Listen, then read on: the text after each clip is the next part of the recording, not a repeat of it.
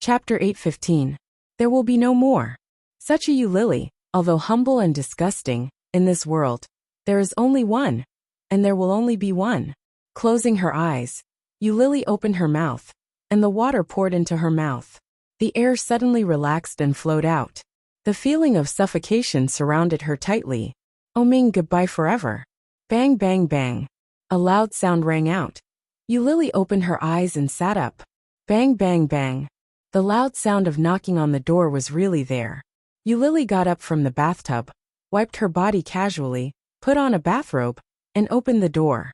The door was knocked hard, and at the same time, a woman's voice came in. Are you there? You Lily opened the door, and a middle-aged woman stood outside. Seeing you Lily's head full of water, she was a little surprised and said, "Oh, did you just take a bath?" You Lily smiled and nodded. "Yes, what's the matter, Mrs. Landlord? It's late. It should be 2 o'clock in the morning. What are you doing here at this time?" The landlady smiled embarrassedly and said, "I just went out to throw the garbage, and forgot to bring the key. The door is too heavy, so I locked it. The old man is asleep, so I want to go over to your place. I'm sorry." This was the 4th floor, and the landlady lived next door. There was only a railing between them. You Lily was a little dumbfounded. She shook her head and said, "It doesn't matter. Come in, and remember to bring it next time." "Okay, thank you. Your hair is so long." The landlady enviously looked at you Lily's long waist-length hair. "The quality of the hair is also good. If my daughter saw it, she would be envious." "Envious? I'm going to cut it." The reason why it was so long was that Ming liked it. Because of his love, you Lily had not cut her hair in the past 4 years, so it was very long. But now there was no need to keep it. The landlady's eyes lit up and said, "Really? Why don't you sell it to me? My daughter is making wigs. Recently I can't get good hair, so I'm worried." "Okay." You Lily smiled. "Really? Then I'll let my daughter find you tomorrow." "Okay." The landlady got the affirmation, and happily walked to the French window in the living room. You Lily unlocked the door, and let her climb over the railing. Then she locked the door. His hair was wet, and water was dripping from the outside into the inside. You Lily let out a long sigh. After locking the door, she walked back into the bathroom. However, he didn't have the same feeling as before. It seemed that even if one was courting death, one had to find the right feeling. If he was interrupted, he would no longer have the decisiveness to seek death. You Lily laughed at herself. After a quick shower, she dried her hair and put on her clothes. Then she fell into a comfortable sleep. The next day, the landlady's daughter came looking for him. Seeing you Lily's long hair, and seeing you Lily's indifferent attitude, he directly cut it with a knife. After giving you Lily 700 yuan, he helped her trim her hair into a cute short hairstyle, and left with the hair. All of a sudden, her long hair was gone, and you Lily felt a lot lighter.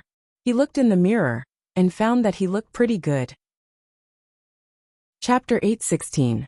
Rummaging through the wardrobe, you Lily packed all the valuable clothes and shoes, and sent them to the second-hand market for more than 30,000 yuan. In addition to the original more than 10,000 yuan in the card, and more than 90,000 yuan from the wine tray recently, she had a total of 150,000 yuan. After transferring 150,000 yuan to Louis Han, she sent a smiley face to his WeChat. "Louis Han, I've returned you 150,000 yuan, and I'm afraid I can't return the other 50,000 yuan.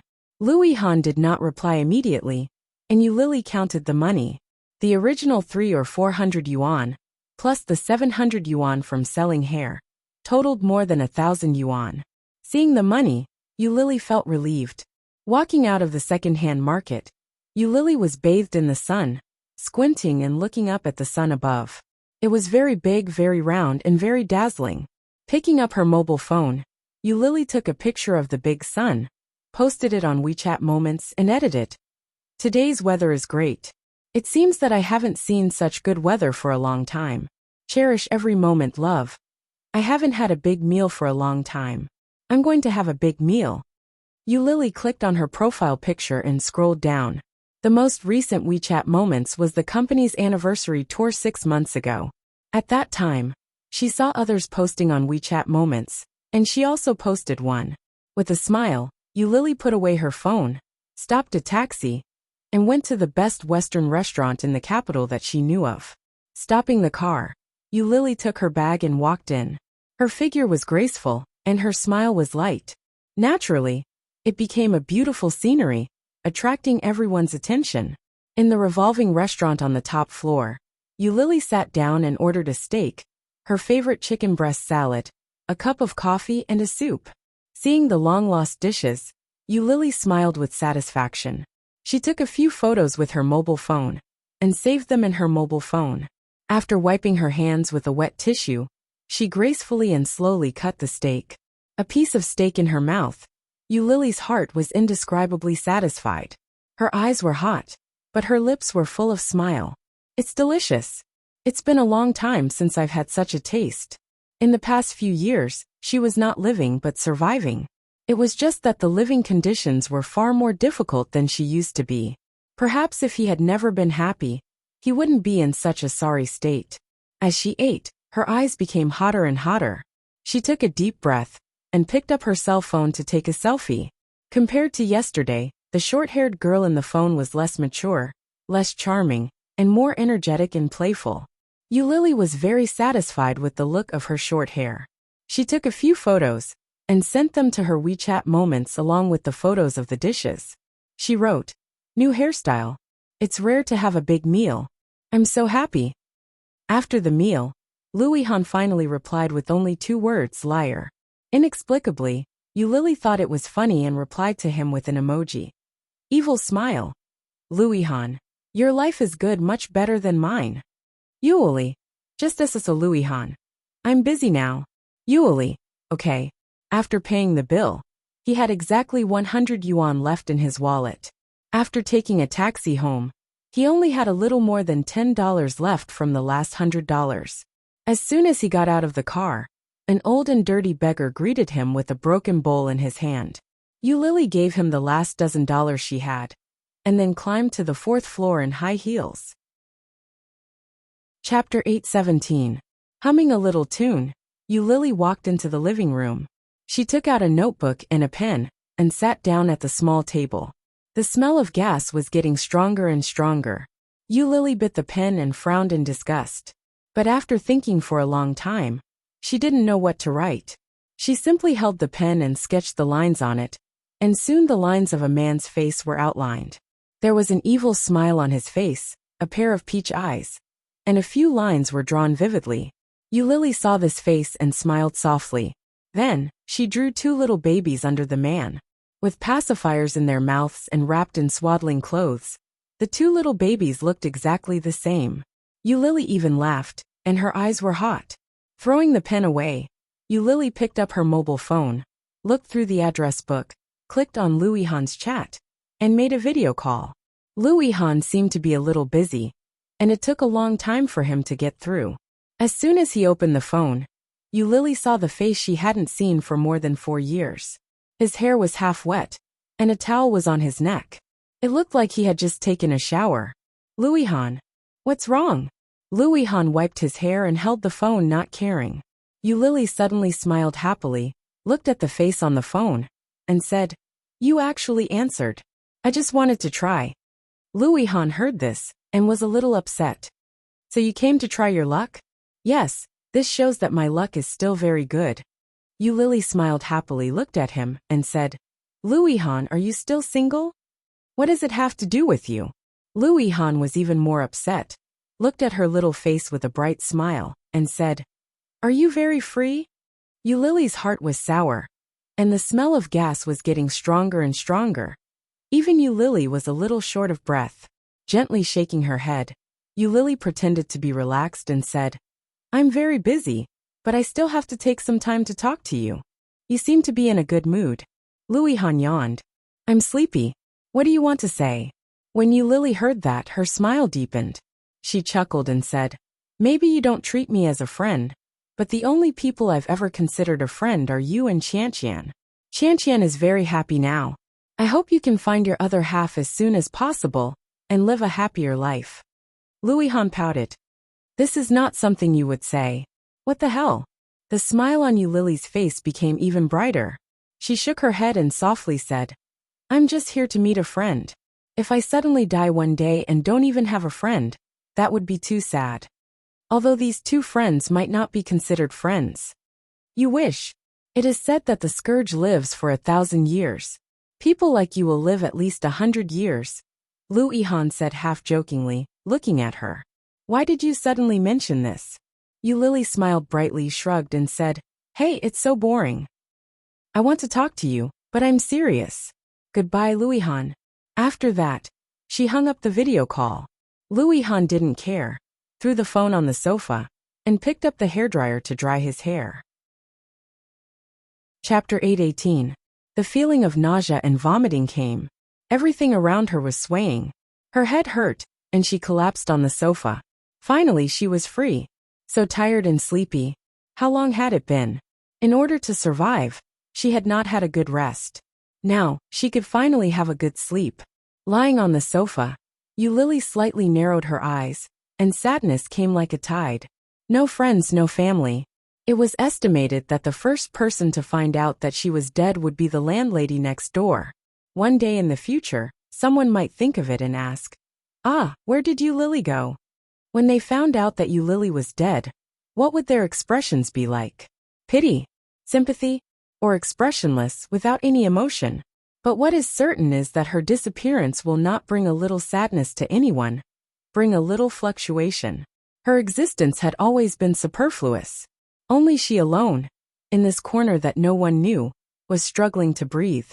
Therefore, the director of the orphanage named her Yulily. Yulily tried to turn over, and felt that she still had a little energy. Lying on the sofa, she picked up her mobile phone, and opened her WeChat moments. There were a lot of likes and comments. Many of them were former colleagues and former classmates. However, many of them were friends who liked it. Looking at the comments, some people said that she was getting more and more beautiful, and some people were regretting that her original long hair was fluttering. Yulily curled her lips and replied with an emoji. Haha. Suddenly a new comment came in. It was from Lu Yihan. He said, Are you with Oming again? Again? Yulily replied, No, Lu Yihan. The back of the photo is exposed. Yulily was stunned, and clicked on the big picture. Just behind Yulily's selfie, there was a figure. The focus of the camera was on Yulily's face, and the small figure behind her only occupied a little. It seemed that Oming was sitting on the table behind her, looking forward, and his eyes were looking at the camera. Yulily's heart skipped a beat. She enlarged the photo until it was all mosaic. Yulily was sure that this person was really Oming, but when did he sit behind her? She actually didn't notice. It turned out that she was so close to him today. How nice. Yulily's head was buzzing, and her vision was getting darker and darker. She couldn't even see the phone screen clearly. Lying on the sofa, Yulily gasped. But when he inhaled, all he could smell was the smell of gas. Out of the corner of her eye, Yulily glanced at the small figure in the photo. She tried her best to smile and said, Goodbye, Oming. That day, Oming had been busy from dawn to dusk.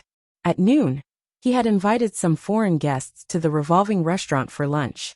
Who knew that he would actually see someone he would never have expected? Yulily. She cut her hair. His long black hair was cut to the length of his ears. Sitting in the back, Oming watched with his own eyes as she took out her phone to take selfies. Sometimes she pouted, and sometimes she made a peace sign. Cliché. They hadn't seen each other for so many years, but her selfie skills were still so bad. However, he could tell that she was in a good mood. What happened last night seemed to be nothing more than a haircut. Oming looked away and sneered coldly, What a big heart. Chapter 8:19. Oming felt ridiculous for his naivety just now, and then tried not to look at her.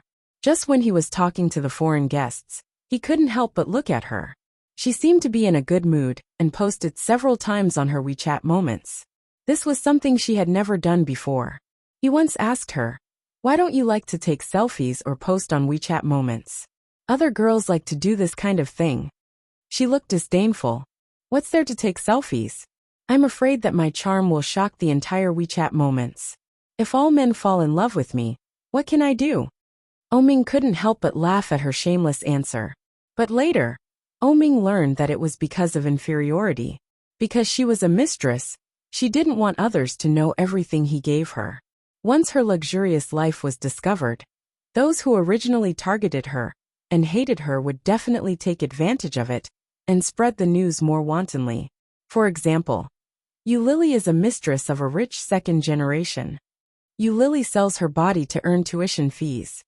Eulily lives a luxurious life without shame. All these rumors made her feel very uncomfortable. Over time, she didn't have this habit. Good life, bad life. It was better to let her know all about it. There was no need to let others know what your own life was like. It was meaningless to be looked down upon or envied. Oming had read all of this in her diary. Seeing that she finished eating and left, Oming finally stopped thinking and continued to discuss the contract with the foreign guests. After eating and seeing the foreign guests off, Su Qing suddenly called. Oming leaned on the driver's seat of the Ferrari. Last night's hangover and insomnia made him a little tired today. He picked up the phone, put it on speaker and put it aside. Mr. O, there seems to be something wrong with Miss Yu. Huh? Oming gently pressed his temple, squinted and leaned back in the chair. She spent all the money, sold all the valuable clothes and shoes, and then returned the money to Louis Han. Then she went to the revolving restaurant you just went to and had a meal, spending more than 1,000 yuan. Before yesterday, she ate instant noodles or fast food every day, and her daily consumption was less than 50 yuan. Hearing this, Oming finally straightened his body, and a bright light flashed in his eyes. What kind of life was she living? Did he cheat so much money just to repay his debt? His heart ached, and his face darkened. He started the car and asked, "Where is she now?" "She went home." Su Cheng's voice was a little hesitant as he said, "I checked, and there was no money left in her card. I guess she didn't have much cash left." This situation, Oming's heart sank, and he snapped, "Send me her address." "Yes. Keep an eye on her. If anything happens, rush in immediately." Su Qing hesitated and said cautiously, "I'm at the company now."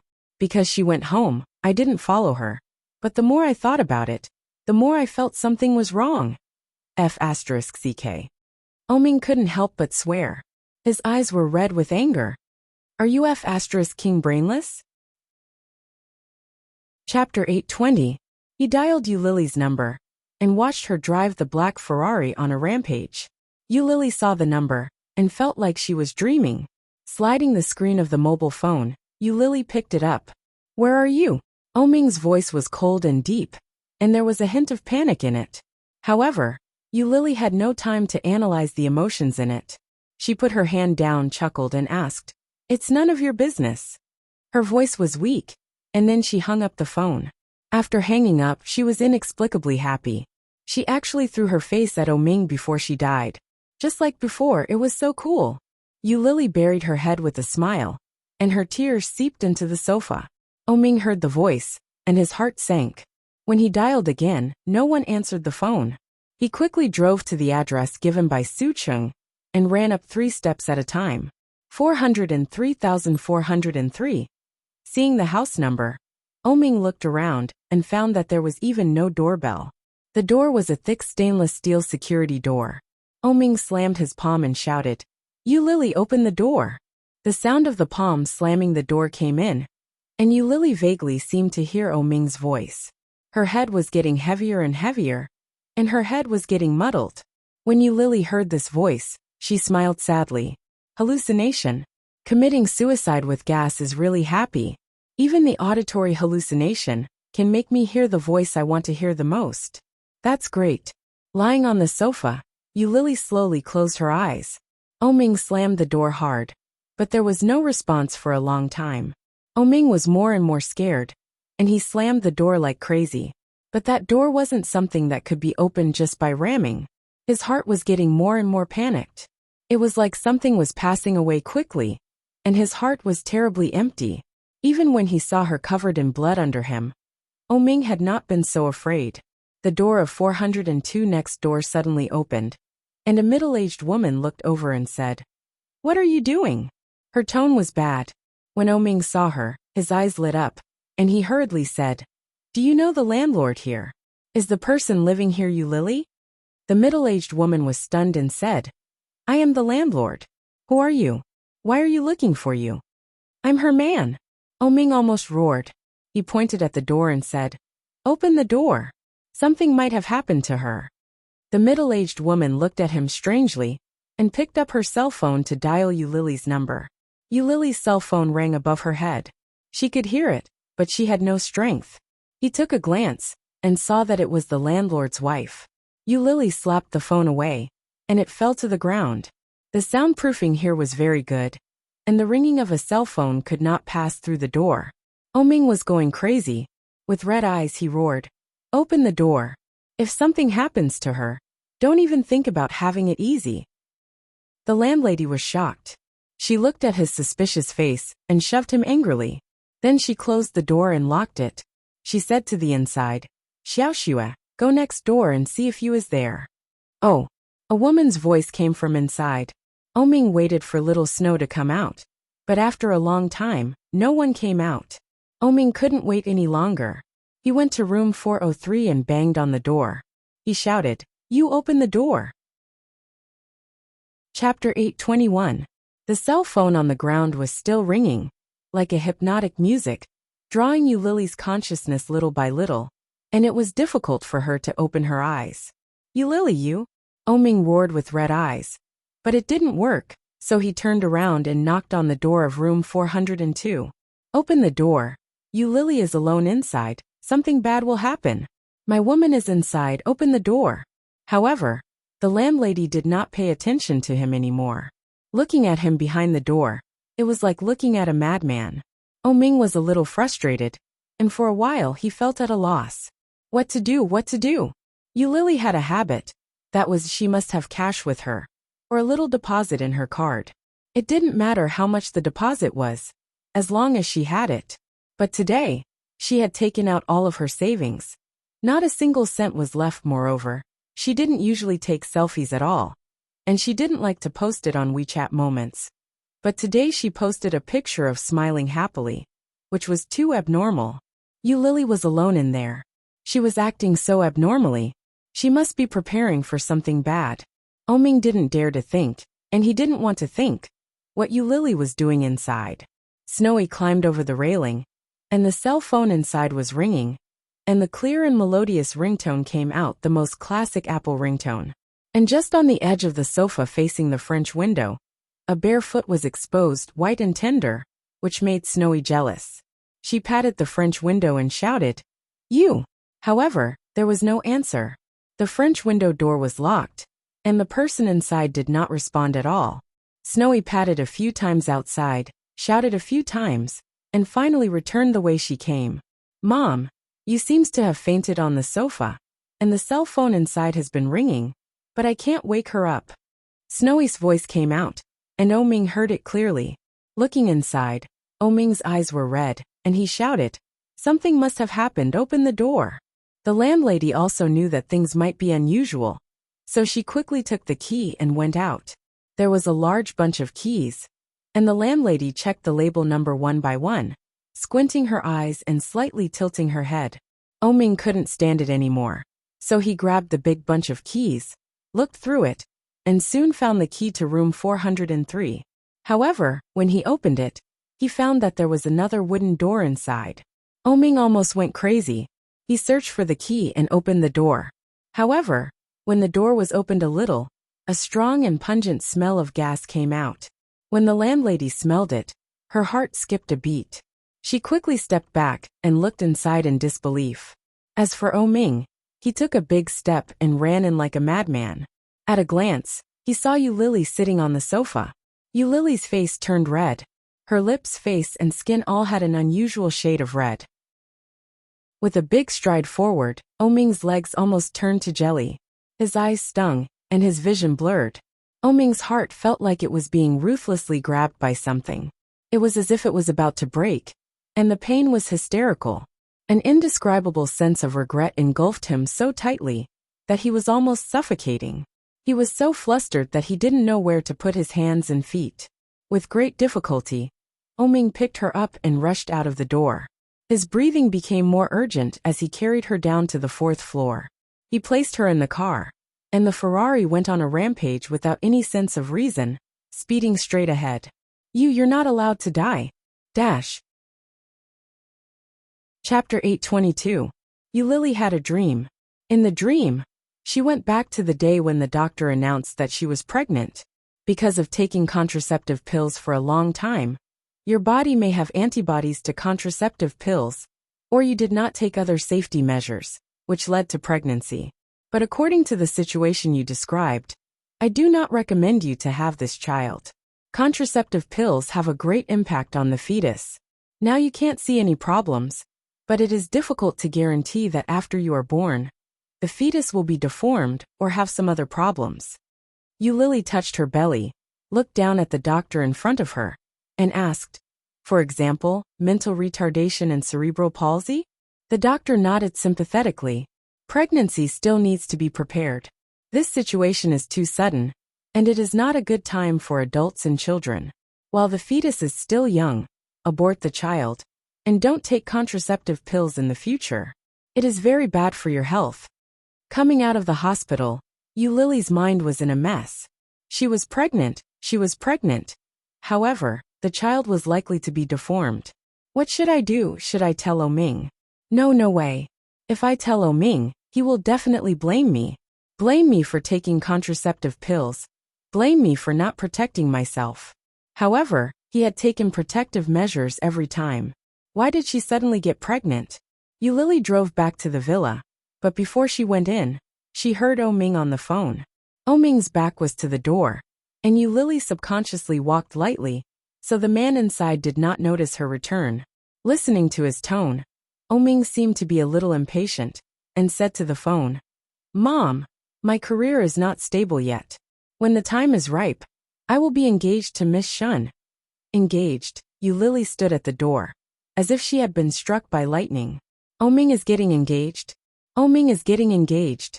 Didn't he say that he wanted to marry me? He also secretly ordered a ring, and secretly prepared a wedding dress. Could it be that all of this was fake?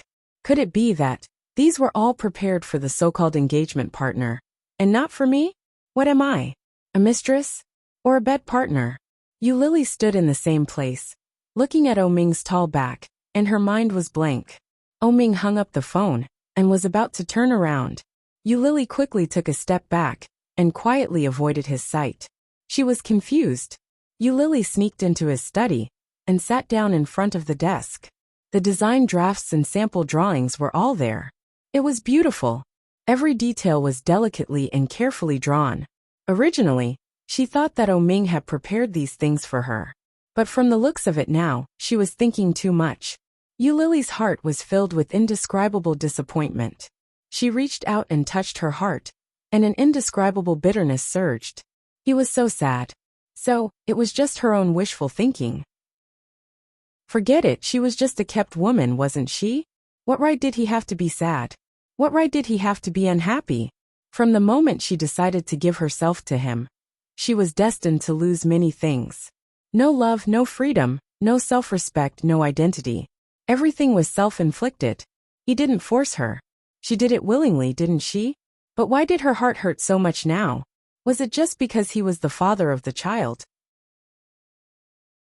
Chapter 823. It didn't take long for Oming to go out. He didn't come back for several days. Just like before, he didn't greet her, nor did he say anything to her. He just disappeared. Lily was in the villa, and her mood was in a mess every day. Every day, she wondered where he had gone. Did he fall asleep in the arms of another woman? Was he indulging in debauchery in a place that she didn't know? However, what did it have to do with her? These things were not something that she could control, were they? He must have a lot of girlfriends outside. This time, I'm afraid he wants to get engaged. But that person would not be me. He would marry another woman, and keep a mistress at the same time. And I was the canary that he kept. Her wings were broken, and she was locked in the cage, suffering the scolding around her. But at this time, she was pregnant with a child that was doomed to be born. The more she thought about it, the more uncomfortable she felt. On the fourth day, Lily went to a private clinic to get an abortion pill. After taking the first pill, there was a clear pain in her abdomen. Curling up on the bed, Lily looked pale. Looking at herself in the dressing mirror not far away, she was sweating all over. However, at this time, Lily felt that she was humble and incompetent. Not only could she not get the person she liked, but she could not keep the father of the child. Now she could not even keep her own child. Lily was swept by despair. She gently closed her eyes, and a drop of tears slipped quietly. On the second day after she took the pill, Oming suddenly came back. At that time, Lily had just taken a bath, and Oming came back from outside. Seeing her in a bathrobe and her hair was half wet, he went up and hugged her from behind. The fragrance of the shower gel came from her body into Oming's nose. Oming stretched his head out and leaned over to gently kiss her cheek and her lips. Lily avoided him with some disgust. Finally, she couldn't help saying what she had been thinking for a long time. "Oh, let's break up." Oming clung to her and kept kissing her. He turned her over, stroked her waist with his big hands, and slowly moved his hands to stir up the fire. Aware of Oming's presumptuous actions, Lily felt even more uncomfortable. In the end, he only had a physical need for her. Lily avoided his movement, and there was disgust in her eyes. She pushed him away. "I'm serious, Oming." Oming paused and looked into her eyes. Lily's beautiful big eyes were looking at her, and her eyes were full of seriousness. Oming looked at her for a long time and said, "I won't allow it." He held her firmly in his arms and whispered in her ear, "Give it up." Lily pushed him away with both hands and said seriously, "I don't want to be with you, Oming. I'm serious. Let me go. I can't stand it anymore." "Let you go?" Oming sneered and lifted her chin with his big hand. Are you mistaken? It's not that I don't want to let you go, but you can't leave me at all. Do you think you can still live so comfortably without me?" Lily's heart ached. She stared at him with her eyes wide open and retorted, "Who do you think you are? No one can survive without them. Oming, you are too full of yourself." Chapter 824. As he spoke, he had pushed her down on the bed and whispered, "If you leave me, do you think you will still have those famous brands? Do you think it is so easy to earn money in this world? Don't be too naive, Ming. I know you too well." Anger rushed up to his chest and surged out. Lily couldn't help but blush, and she slapped him hard in the face. Oming was beaten until he closed his eyes, but his face suddenly became gloomy. It didn't hurt, but for a person like Oming, this slap was tantamount to great humiliation. Oming angrily grabbed her hand and growled with a sullen face, "Am I wrong? You, a woman, are vain, love-face, and think that you have self-esteem. But in fact, you feel so inferior that you can only use famous brands to cover up your lack of confidence." Every word that Oming said hit Lily's sore spot. Lily's face became pale inch by inch. Oming saw the change of her expression, and there was a flash of coldness in his eyes. He continued to say, "People like you can do anything for money. Do you dare to say that when you were with me, it was not because I treated you well, and it was not because I gave you money, so that you didn't have to worry about food and clothing?" Lily's breathing became more and more rapid. She looked at him and loudly refuted, "No. Lily, who are you kidding? You obviously thought that I was 7 years older than you. You don't know that you have the habit of talking in your sleep, do you? Why, after leaving me, did you go to find that Lu guy?" Oming clamped her chin, and his eyes were full of sarcasm. "You can only sell for such a high price with me. How much money do you think that Lu guy can give you? Only I, Oming, can satisfy you, whether it's financially or physically." As he said that, he tore her bathrobe with his big hand, put his knee on her lower abdomen and whispered, "Calm down, Lily. When did I not treat you well? Isn't it good to stay with me? Why do you have to make me angry? You were not so disobedient before." Oming squinted and looked at Lily in front of him. He saw that her face became paler and paler, and there were big beads of sweat on her forehead. Oming was shocked, reached out to touch her forehead and asked, "What's wrong?" "Cold." Her forehead felt extremely cold. Oming was shocked, but he found that the smile on her face was getting wider and wider. On her pale face it looked strange and cruel. Lily laughed loudly. Her laughter was sick, weak and pale. He lowered his head and looked down. Oming followed her gaze and looked down. At a glance, he saw a shocking patch of blood red. His heart skipped a beat, and he almost fell off the bed. Blood. So much blood. Looking at the blood, Oming widened his eyes in disbelief. Oming, do you know? I'm pregnant. Oming stood rooted to the ground, looking at the large pool of blood below her, not knowing what to do. Your child has been squashed to death by you. Are you happy? Looking at Oming's expression, Yulili suddenly felt a sense of revenge. But at the same time, there was also an indescribable sorrow. This was also her child, her first child. Some people say that the birth of every child is a gift from the heavens to their parents. But now, for the sake of her so-called freedom, she had personally removed this blessing. Happy. Happy she didn't know if Oming would be happy. But she herself didn't feel the joy she had imagined. On the contrary, there was an indescribable sorrow. Chapter 825. She had successfully retaliated against this man, and successfully hurt this man. Yulili wanted to laugh, but she couldn't laugh anymore. The pain was like falling, as if something was passing away quickly. Under such severe pain, Yulili lost consciousness. When she woke up, she was in surgery. The doctor said there were 2 pregnancy sacs.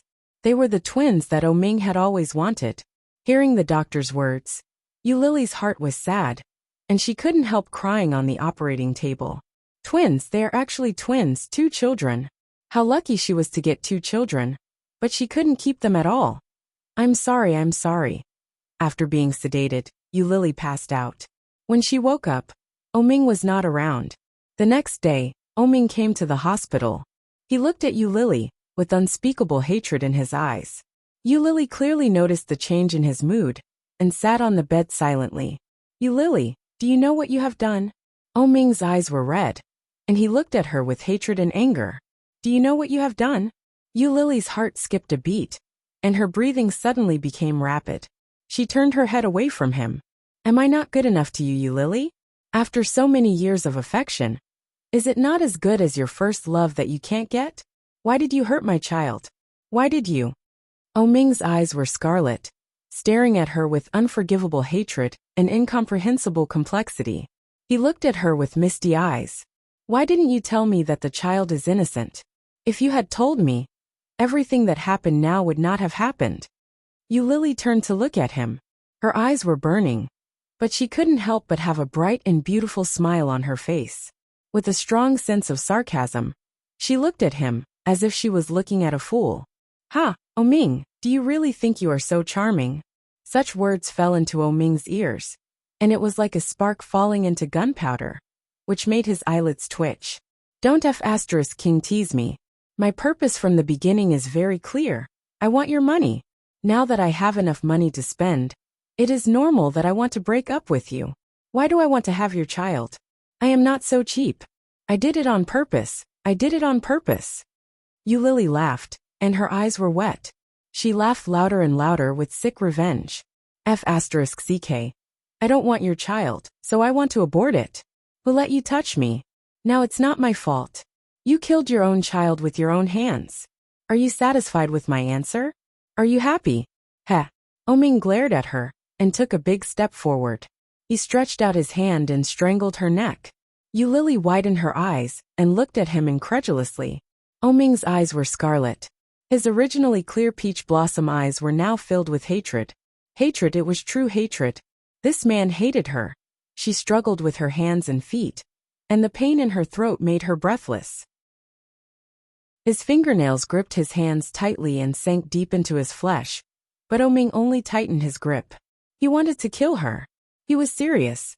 Yulili closed her eyes in despair, and tears flowed down from the corner of her eyes. Suddenly, there was a cry of surprise at the door. Chapter 826. Yulili's head was buzzing. After her neck was released, she coughed violently.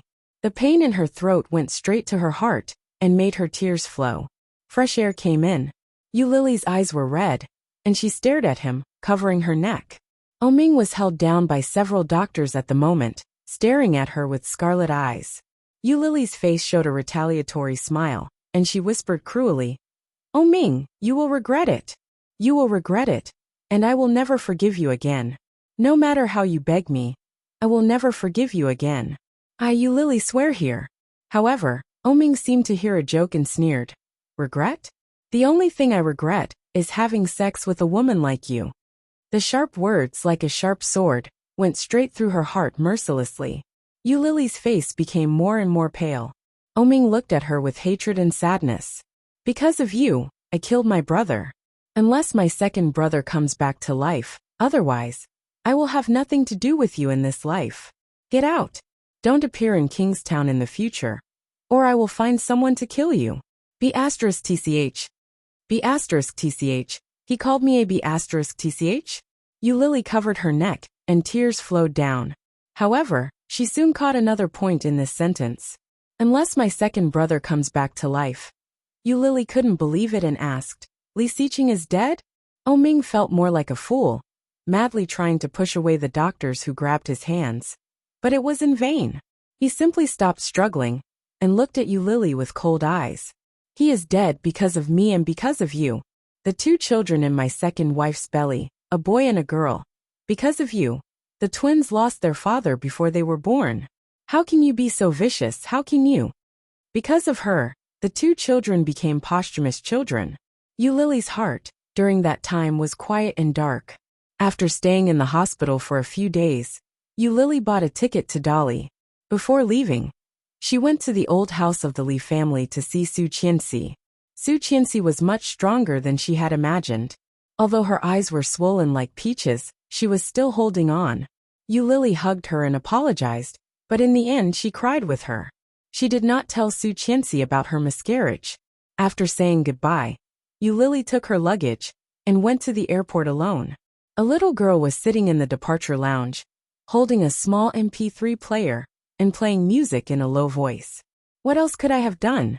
In the end, you end up as a lover. You never think, why am I doing this? Love you till the end. Not painful at all. The messages arguing. Who loved once? I only have one face left. No look of regret. You can't be at my wedding. After listening to your love song, I got in the car. Loving you was worth it. One night I had a dream. You are white-haired, and say take me to wander. I still won't hesitate. I'll follow you to heaven. No matter what, I can stay with you till dawn. Sitting in the waiting room, Yu Lily's throat was sore. She raised her head, closed her eyes, and slightly opened her mouth to let the air in. Her heart and eyelids were terribly sore. Get out. Don't appear in Kingstown in the future, or I will find someone to kill you. Bitch. Goodbye, Ming. Chapter 827. Beep, beep, beep. The sound of the heartbeat machine came steadily. Yu Lily opened her eyes and saw a man in a white coat and a mask. After seeing her wake up and giving her a series of tests, Yu Lily's mind was still muddy. She is in the hospital. Not dead yet. Sure enough, the lower the life, the harder it is to die. Yu Lily closed her eyes and fell asleep again. When she woke up again, it was dark. She tried to sit up, but she had no strength. Sitting up, Yu Lily found that the light in the ward was not turned on, and it should be evening. It was gray. The single bed, the good equipment, and the unusual bed all let her know that this was at least an intensive care unit. This kind of ward cost at least a few thousand yuan a day. Yu Lily was shocked and climbed down. After pulling out the needle in her hand, she pressed the needle, found a pair of shoes, opened the door quietly and went out. Looking at it, it was really an intensive care unit. Because it was a VIP special zone, there were not many people coming and going here. Yu Lily's heart was beating fast, and she quietly walked out, carefully looked around, found a safe passage, and tiptoed in. Miss, a woman's voice suddenly rang out. Yu Lily's heart skipped a beat, and she quickly ran down the stairs. Yu Lily didn't know how long she had been lying in bed, but she had no strength. Her legs were soft, and she directly knelt down, and the whole body tilted and rolled down the stairs. Ah! Yu Lily screamed, lying on the ground in pain, and tears came out. A nurse ran in, saw her lying on the ground, and was shocked and quickly ran down. But when Yu Lily saw it, she was also shocked and hurriedly crawled down. The nurse saw it, and was even more shocked and shouted, Oh, why are you running? Stop. Only a fool will stop. Eulalie stood up, held the handrail and ran down. But she was really weak, and was caught up by the nurse in a few steps. The nurse panted and blocked her way. She was a little unhappy and scolded. Why are you running? No one wants to kill you. Go back. Eulalie's tone was a little fierce. She curled her hands around the handrail of the stairs and looked aggrieved. Unwilling to let go, she said, Sister nurse, please let me go. You're right. I will be killed if I stay here any longer. Because she didn't have the money to pay for the medical fees. It would be better to just be killed directly. Eulalie held onto the handrail, looked at the nurse and said pitifully, Let me go, okay? Just pretend that you never saw me. You go up now, and I'll go down now. Just pretend that we never met, okay? Must you force me to do this? The nurse suddenly felt a little funny and looked at her, shaking her head speechlessly. The nurse ignored her, and picked up her phone to call the higher-ups. Eulalie took the opportunity to climb down, but the nurse's hand quickly caught her. Hello. Come down to the 3rd floor of the VIP room to help. There's a patient who just woke up and tried to escape. I just happened to catch him. Yes, he's in room V8. Oh, then bring his family here. I'm afraid it'll be a little troublesome. Family? Eulalie looked up and shouted, I don't have family. They are definitely not my family. But as soon as she finished speaking, she heard the sound of leather shoes coming from above. Eulalie's heart skipped a beat, and she looked up with an ominous feeling. Chapter 828. Sure enough, after a while, they saw a doctor in a large white coat leading a tall and straight figure walking down the stairs. The figure behind the doctor was wearing a dark-colored striped suit. He stood upright with one hand in his pocket and looked down from the stairwell above. His peach blossom eyes were slightly cold, and she couldn't see his emotions. Eulalie's heart seemed to be grasped. When she saw that figure, her heart ached terribly. It's him. Did he save me? Why? Eulalie lowered her head slightly and looked away. Her eyes were stinging, and her throat seemed to be blocked by something. The nurse waved to Oming and said, Family member, come here quickly. This patient actually wants to run. Take her back quickly. She just woke up and needs to be examined. Oming walked down slowly, looked at Eulalie, and asked slowly, Why run? A familiar voice, but not a familiar tone. His tone was no longer as evil as it was in the past, nor was it as doting as it was in the past. It was as if there was a thin layer of frost, distant and indifferent. Eulalie's throat tightened, and she swallowed a mouthful of saliva. After a while she said, I don't have money to pay for the medical expenses. It was a simple sentence, but it was like a heavy hammer that hit Oming's heart. In an instant, his heart clearly felt sore and swollen. Oming's eyes narrowed slightly, and with a cold face, he took her wrist and stepped up without saying anything. He pulled her, but she didn't move. Eulalie lowered her head with red eyes, and the other hand was tightly wrapped around the handrail. Go back, Oming said in a low voice, and his tone was indisputable. He pulled her again, but Eulalie just leaned forward, and then she tightly grasped the handrail, gritted her teeth and said, I don't know when you became so nosy. Oming stopped and turned to look at her. Eulalie's throat was a little dry, and her voice was low and hoarse. In the stairwell, there was an empty echo. Oming, just like before, can't you pretend that you don't know me? Why do you have to do so much? Who asked you to save me? I don't want to live anymore. As she said that, her voice was choked, and her eyes were slightly red. She looked up at him with tears. Why don't you just let me die? Why do you have to do so much? When these words fell into Oming's ears, his heart, which had been tightly clenched, felt as if it had been bitten off by her. It was bleeding, and it was so painful that it convulsed. Looking at her deeply, Oming tilted his body slightly and suddenly smiled. His devilish smile was slanted upwards, bringing with it an uninhibited and romantic attitude. His shimmering peach blossom eyes were looking at her, as deep as a broken ice lake, cold and devoid of warmth. Don't you know? I've always been so kind. As he spoke, he raised her hand and gently caressed it with his slightly rough big hand. He narrowed his eyes slightly and smiled. Just like how I bought you from a bunch of young ladies back then. I saved you. Shouldn't you be grateful? Ladies, bought. Those words stung Lily's heart even more. She pulled her hand back, and her eyes became redder. She tried to shake off his hand, but it was tightly held. Chapter 829. Oh, Lily roared, and tears rolled down her cheeks. I don't need you to remind me what my surname is. Ming's face suddenly darkened, and he stepped forward to approach her with a sarcastic smile. Do you want me to pay for you again? Ming, you. Before Lily could say anything, Ming pulled her hand hard, and the hand that had been tightly wrapped around the handrail was pulled out. Then, Ming dragged her up the stairs. The doctor and the nurse looked at each other and followed them silently. Lily struggled and shouted with red eyes. Let me go, Ming, you are a pervert. You are crazy. Let me go, I tell you. I have no money to pay for the medical expenses. Ming dragged her up the stairs. Hearing her words, he rolled his eyes and sneered. It doesn't matter. Lily stared at him, struggled and shouted at the same time. I don't need you. I don't need you to pay for me. However, before Lily finished her words, Ming said again, I'll lend it to you, and you can pay it back slowly. It was just a few words, but it was like a few slaps on her face. Lily's face immediately burned up. Ming noticed that she was slightly stunned, looked back at her with a faint smile, and asked with an evil smile, You don't think that I will help you pay for it, do you? In one sentence, the last bit of hope that Lily had was completely crushed. Humiliation. This man always knows how to give me the greatest humiliation. Hearing this, Lily looked up and sneered. Sorry, I just wanted to say that I don't need your fake kindness. Don't pretend. Do you think I don't know your purpose? Ming, just as you know me, I know you.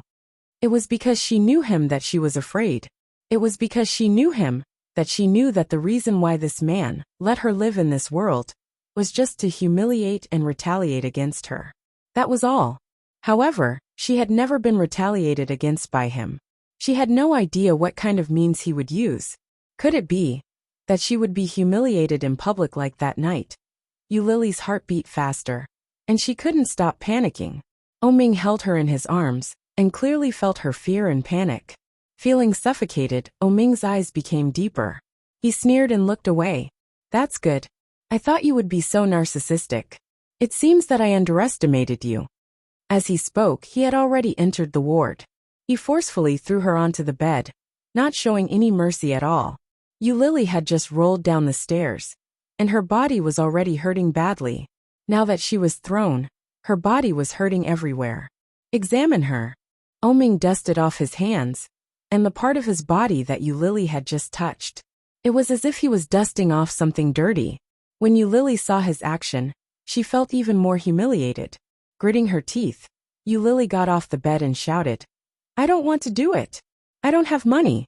Don't hold me back. I want to be discharged. I want to leave. Hold her down and do the examination. Remember to do the most expensive one. This is worthy of Miss Yu's noble identity, isn't it? Ming slowly sat down and crossed his legs. He looked at Lily calmly and smiled. It's also good to let your colleagues know that there is a difference between Miss Yu and Miss Yu. Lily looked at Ming and smiled. Chapter 830. The relationship between young Mrs. was different as well. Lily's heart was even more stuffy and painful. Her eyes were hot, and she turned her head with red eyes. She picked up the pillow next to her and threw it in Ming's direction. She roared, F*CKU, your whole family are Mrs. The doctors and nurses standing next to her were all looking down. It seemed that they already knew the relationship between them and couldn't help but secretly feel sorry. Ming reached out and grabbed the pillow. Hearing her rude scolding, he was in a good mood and said, It seems that you are in good spirits. After lying for 3 days, your strength is still so good. You are in good health. I really look forward to your next performance. Lying for 3 days. Lily opened her eyes wide and felt a little unbelievable. No wonder she was so sore and had no strength. It turned out that she had been lying for 3 days. But after hearing Ming's words, Lily looked at him with a faint smile in her eyes, which seemed to be sarcasm and disgust. Ming just slightly touched her eyes, then looked away and looked at the doctors and nurses next to him. Go for a checkup. I happen to be on an empty stomach. Can I do it? The doctor nodded. Yes, I'll go to prepare. You bring this miss here later. Okay. The nurse responded and looked at Lily. Then she went to get a glass of water for Lily, handed it to her and said, Drink some water. Lily took it, and only felt bitter in her mouth. She took a sip and put it aside, frowning. But as soon as the glass was put down, it was suddenly hit by a pillow that flew over. Lily screamed and felt dizzy. She lay on the bed, and had no strength to get up. Oming just glanced at her, got up, and walked out of the ward. Lily was led to do a series of tests. In the last one, she was asked to hold her urine, and have a urine test. Lily took a small cup to the bathroom, but when she came out, she looked around and found that there were no doctors or nurses walking around. So she secretly threw the small cup away, and walked out with her head down. Lily didn't walk fast, because she didn't have much strength. It could even be said that she was slow. Now she was on the second floor. Lily saw an elevator open, and walked in with her head down. He followed the elevator to the first floor. There were a lot of people. Lily lowered her head and blended in with the crowd, following a middle-aged woman out of the gate. Seeing the bright streetlights outside, Lily's heart suddenly beat faster. She looked left and right, and after confirming that no one was paying attention to her, she dragged her weak body and ran out. However, her running made her even weaker. She couldn't even run as fast as some children. The cool autumn wind blew in, making Lily shiver all over. But he was finally out. Stepping forward, Lily was shivering with cold. He walked out of the hospital. If he remembered correctly, there should be a river near the hospital. Lily's eyes were calm, and she followed her memory to the river. However, they walked for a very long time. 10 minutes, 20 minutes, maybe longer. It was about 6 or 7 o'clock in the evening peak hour. There were many people coming and going.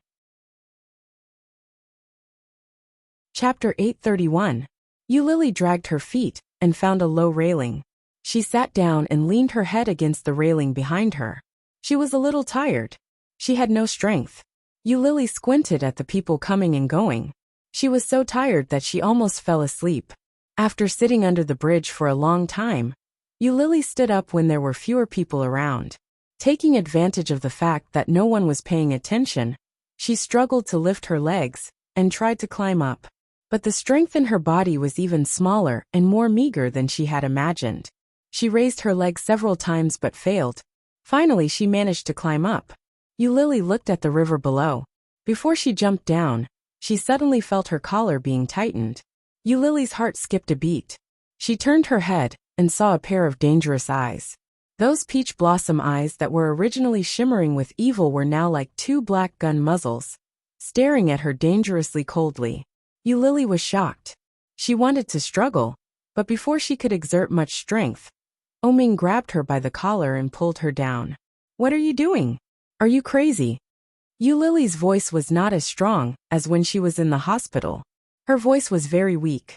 Lily gasped and tried to slap his hand away. Oming loosened her collar. Lily couldn't support herself anymore and fell to the ground. She had no strength. Lily looked at him, and her eyelids were fighting. Oming squatted down and grabbed her chin with his big hand. His eyes were malicious, and his face was gloomy. He squinted and gritted his teeth. Do you want to die? Lily's chin was hurting. She stared at him with hatred and didn't speak. The look in his eyes was as if he had seen his most hated enemy. Oming's heart twitched, and he involuntarily tightened his hand.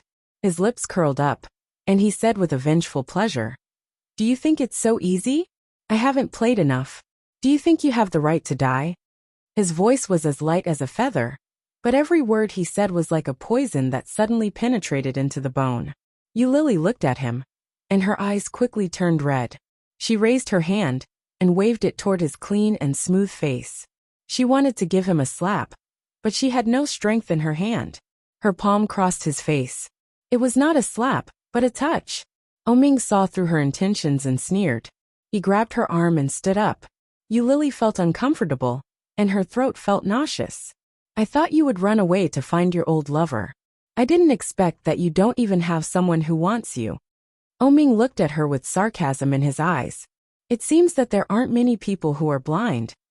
Yulili was so angry that her eyes turned red. You've been following me? It turns out that you've disappointed me too much. Oming's words were tantamount to a tacit admission. Yulili closed her eyes and didn't want to move. Seeing this, Oming's eyes darkened, and he picked her up. So light. This woman was so thin that she could almost fly. His big hand pinched her waist, and Oming's heart ached even more. There was not a bit of flesh on his body, and his hands were so skinny that they were only skin and bones. What kind of life had she been living all these years? Yulili leaned on his arm. She was so dizzy that she didn't have much consciousness. She closed her eyes and raised her head motionless. Chapter 832. After that, he gritted his teeth and strode back in the direction of the hospital. Yulili didn't hear what he was saying and fell asleep. When she woke up, it was already midnight. Heartbeat monitor and nutrient solution were standard. When she opened her eyes, it was dark around her. She saw a flash of light from the corner of her eyes. She looked sideways and found it was a laptop. It was the latest model of a famous luxury brand, a very expensive model. There was no doubt that it was Oming's. But why is he still here in the middle of the night? Before she could recover, the light in the ward was suddenly turned on. The sudden light made Yulili subconsciously tilt her head and close her eyes. It took a long time for her to adapt to the light, and she heard the sound of a paper bag. Turning her head, she saw a young man, who looked ordinary, but very clean and delicate. The height looked about 175 to 178, wearing a professional suit, and he took something out of a paper bag. The aroma of food wafted out, and Yulili smelled it and felt even more uncomfortable.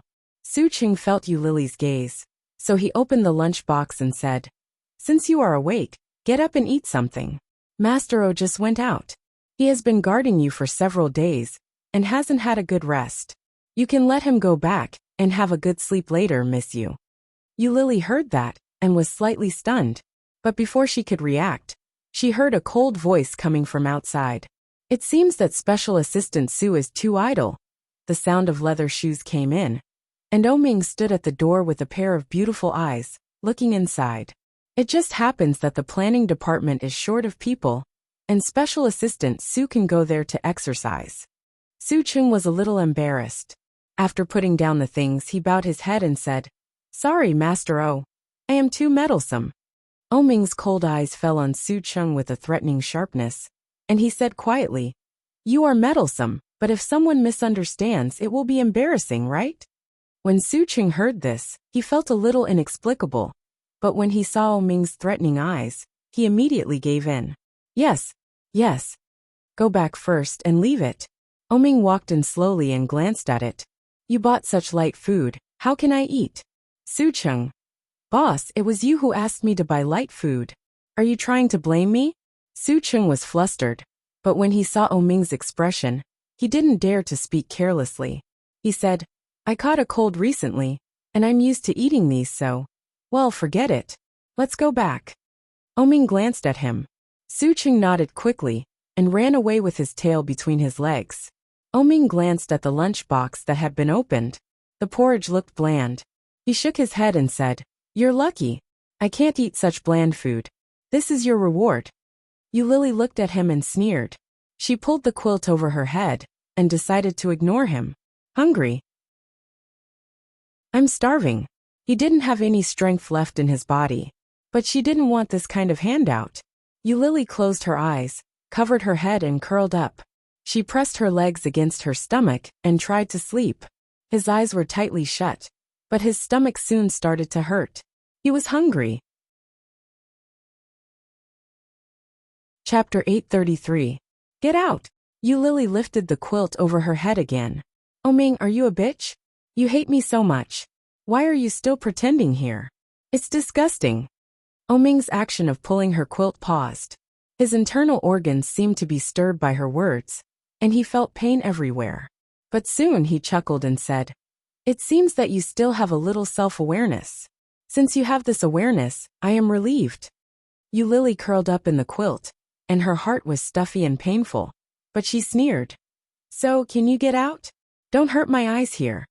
Tut. Oming opened her quilt, grabbed her arm, forced her to sit up, and said, I am afraid that you will run away. It is not easy to make money these days. Your medical expenses are not cheap, and it is 70,000 or 80,000 yuan. Yu Lily struggled a few times and found that she couldn't get rid of him. She sat and sneered. Her big eyes looked a little sad, which made Oming's heart more stuffy. Yu Lily's tone was a little sour, and she said, Do you lack this money, Master O? Not at all. Oming grabbed her and folded the pillow next to her, so that she could lean against it. Then, he pressed his hands on her shoulders. His shimmering almond-shaped eyes were half squinted, and he smiled evilly as he said slowly, It's just that when a reptile like you puts in so much effort to pay off a debt, I feel especially good. Yu Lily breathed quickly, raised her foot, and wanted to stretch out her leg to kick him, but her strength was so poor that she couldn't make any threat at all. Oming raised his eyebrows slightly and pointed to the porridge and side dishes next to him. If you don't eat, how can you have the strength to beat me?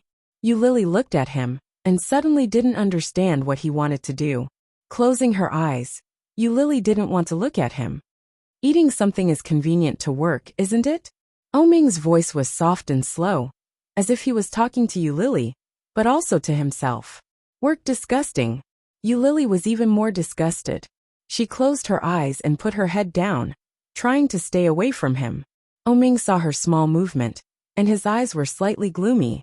He stretched out his big hand, held her head, straightened her up and ordered, Open your mouth. Yu Lily pursed her lips, turned her head, and didn't even open her eyes. If you don't finish eating today, I'll put all the financial losses I've suffered over the past few days on you. Oming sat on the edge of the bed and looked at her. He calculated and said, It's not much. After all, the business in the capital isn't that big. It's only a few tens of millions. Yu Lily was furious. She suddenly opened her eyes and scolded, You are so shameless. Oming took the opportunity to stuff the spoon into her mouth. Yu Lily was shocked and stunned. At the same time, she became angrier. She tilted her head and spat out all the porridge he had forced into her mouth. It spilled over the quilt. Yu Lily spat out the last bit of residue, grabbed the quilt, and wiped it on Oming's body. Oming sat where he was, and his suit was a mess. Seeing this, Yu Lily felt inexplicably refreshed. With a sneer, Yu Lily moved her body down and let herself lie down. However, Oming's expression became more and more unsightly. He pulled her up forcefully and pressed her body against the bedside. He growled, Eat it. Yu Lily tightened her mouth and didn't move. Oming Yao took a spoonful of porridge and stuffed it into her mouth. Chapter 834. Seeing this, Oming was furious. But it was at this moment that he smiled. Putting down the bowl in his hand, Oming held the spoon in one hand and reached out with the other hand. Under Yu Lily's horrified eyes, he grabbed her chin. With the force of his palm, Oming forced her mouth open and poured all the porridge in the spoon into her mouth. His big hand pinched her face and forced her to chew, but Yu Lily clenched her teeth and closed her eyes tightly. The burning pain from her cheeks made her tears come out. There was no part of her body that didn't hurt. But at the same time, in addition to the pain, there was only a kind of numbness like a walking corpse, and she gasped uninterestedly. Living is really boring. But why don't you let me die? Yu Lily's chest was tearing pain, and tears came out in a moment. Oming saw her tears, and the determination on his face suddenly wavered. Unconsciously, his palm had slightly loosened. Yu Lily opened her eyes, reached out, and tried to remove his hand. Oming did not insist and slowly loosened his grip. Yu Lily's eyes were red, and she stared at him with hatred.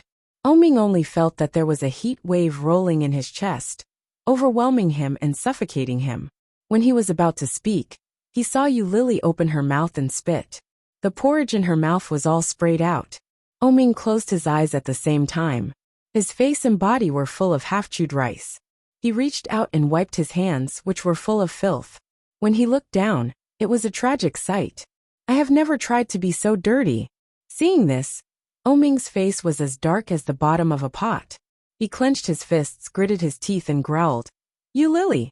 Yu Lily laughed with a pleasant feeling, looked at him, and gave him the middle finger. Seeing this, Oming also laughed, threw the spoon in his hand, and stretched out his hands. Seeing this, Yulili closed her eyes, raised her face, and exposed her neck.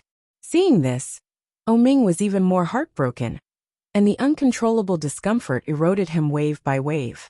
Did she think he was going to strangle her? His throat felt empty, and his hands slowly fell.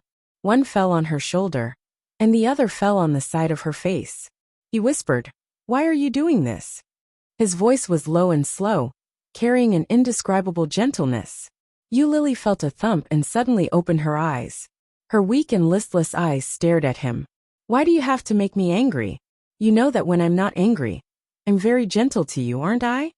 Oming's voice was gentle, as if he had returned to the past. Yulili's eyes were sore, and she almost shed tears. She bit her lower lip and stared at him with burning eyes. From her angle, she could clearly see the red veins in his eyes. Oming withdrew one hand and took out a handkerchief from his pocket. He gently wiped his body with it. His movements were elegant and noble. In a low voice he said, "What good will it do to offend me? It will only make your current situation more difficult. Yulili, weren't you very smart before? Did you choke on gas and ruin your brain?" Clearly he wasn't angry. Clearly he was very gentle. But at that moment, Yulili felt that she was in an extremely sorry state, and she was also extremely humble. As he said, she was embarrassed. Yulili chuckled, and her eyes were wet. She sarcastically said, "Maybe it's because you hit the child." Chapter 835. The child had always been the longest and deepest thorn between them. From the moment the blood flowed all over the bed, it had been deeply piercing them. As long as it was touched, it would be a heart-wrenching pain. 2 children, his twins. The woman he loved so much had lost them. Oming's face became obscure, and the chill was like the ice and snow after the heavy snow in winter. It was bone-chilling. Yulili looked at his expression and smiled. She looked up at the head of the bed, and tears quietly flowed down. But in her mouth, there was such a strange and sick laughter. Just like 4 years ago, at the moment when the child was lost, her face was full of revenge joy. So cruel. Oming stood up from the bed and strode out. Yulili suddenly relaxed. She had no strength left in her body. She leaned on the bed and sobbed in a low voice. He left. He was angry with her. Hiss, she thought that Oming would want to kill her and help her get rid of it. How good. Dying in his hands would be the happiest thing in the past 4 years. But he didn't. Yulili opened her eyes and glanced at the messy quilt. She gently opened it and got out of bed barefoot. The autumn night was very cool. Yulili shivered and walked out of the door. There were only a few lights on in the corridor, and there was no one. She walked out slowly. Yulili pressed the elevator button and saw that the highest floor here was only the 13th floor. After pressing the button for the highest floor, Yulili leaned against the elevator, feeling weak. Ding! The elevator arrived at the station. When the door opened, Yulili saw a corridor. After walking for a long time, she saw the safe passage. If he went up, it would be the real top floor, right? The coldness eroded everywhere, and it was pervasive. Yulili was shivering from the cold. She climbed upstairs and saw a locked iron door. She pulled the iron bolt, and the violent cold wind blew over. Yulili was caught off guard, and was hit by the great force of the wind, and she fell down the stairs. Bang! The iron door was blown by the wind, and slammed into the wall behind. Yulili fell down, and the back of her head hurt. His body, which was weak to begin with, twitched in pain at this moment, unable to get up. So painful, so painful. Yulili's tears were blurred. Her whole body was sore and weak, and she was in so much pain that she did not dare to move. Why was it so difficult to die? She failed to commit suicide by turning on the gas, and she was pulled down to commit suicide by jumping into the water. Now she just wanted to jump off a building, but even the weather was against her. Could it be that she had committed so many sins that even the heavens were unwilling to let her die peacefully? Yulili lay on the ground and rested for a long time, before she had a little strength. Yulili struggled to get up, but she couldn't stand anymore. She used both hands to climb up the stairs, dragging her body. The cold wind outside made her shiver. Suddenly, the sound of alarms rang out all around them. They were caught off guard. Lily was so scared that she shivered. Her legs went soft, and she slid down the stairs. Gritting her teeth, Lily climbed up. When she finally reached the stairs, she found that the top floor was full of hospital gowns and white coats. Walking up and stumbling to the edge of the top floor, Lily felt a rare sense of relaxation. Free. I'm going to be free, Lily. Chapter 836. At 1 o'clock in the morning, alarms suddenly sounded everywhere in the hospital. All the doctors and nurses on night shift were startled and hurriedly ran out. The patient in room V8 is missing. Everyone look for her. The patient in room V8 is missing. She has a strong intention to commit suicide. Please pay attention. Oming ran from one room to another and looked around. Finally, he grabbed a nurse and asked loudly, "Where is the monitoring room? Where is your monitoring room?" The nurse was shocked by him. She stuttered and told him the location of the surveillance room. He immediately let go of her and disappeared in a flash. However, before he went to the so-called monitoring room, Oming suddenly thought of a place.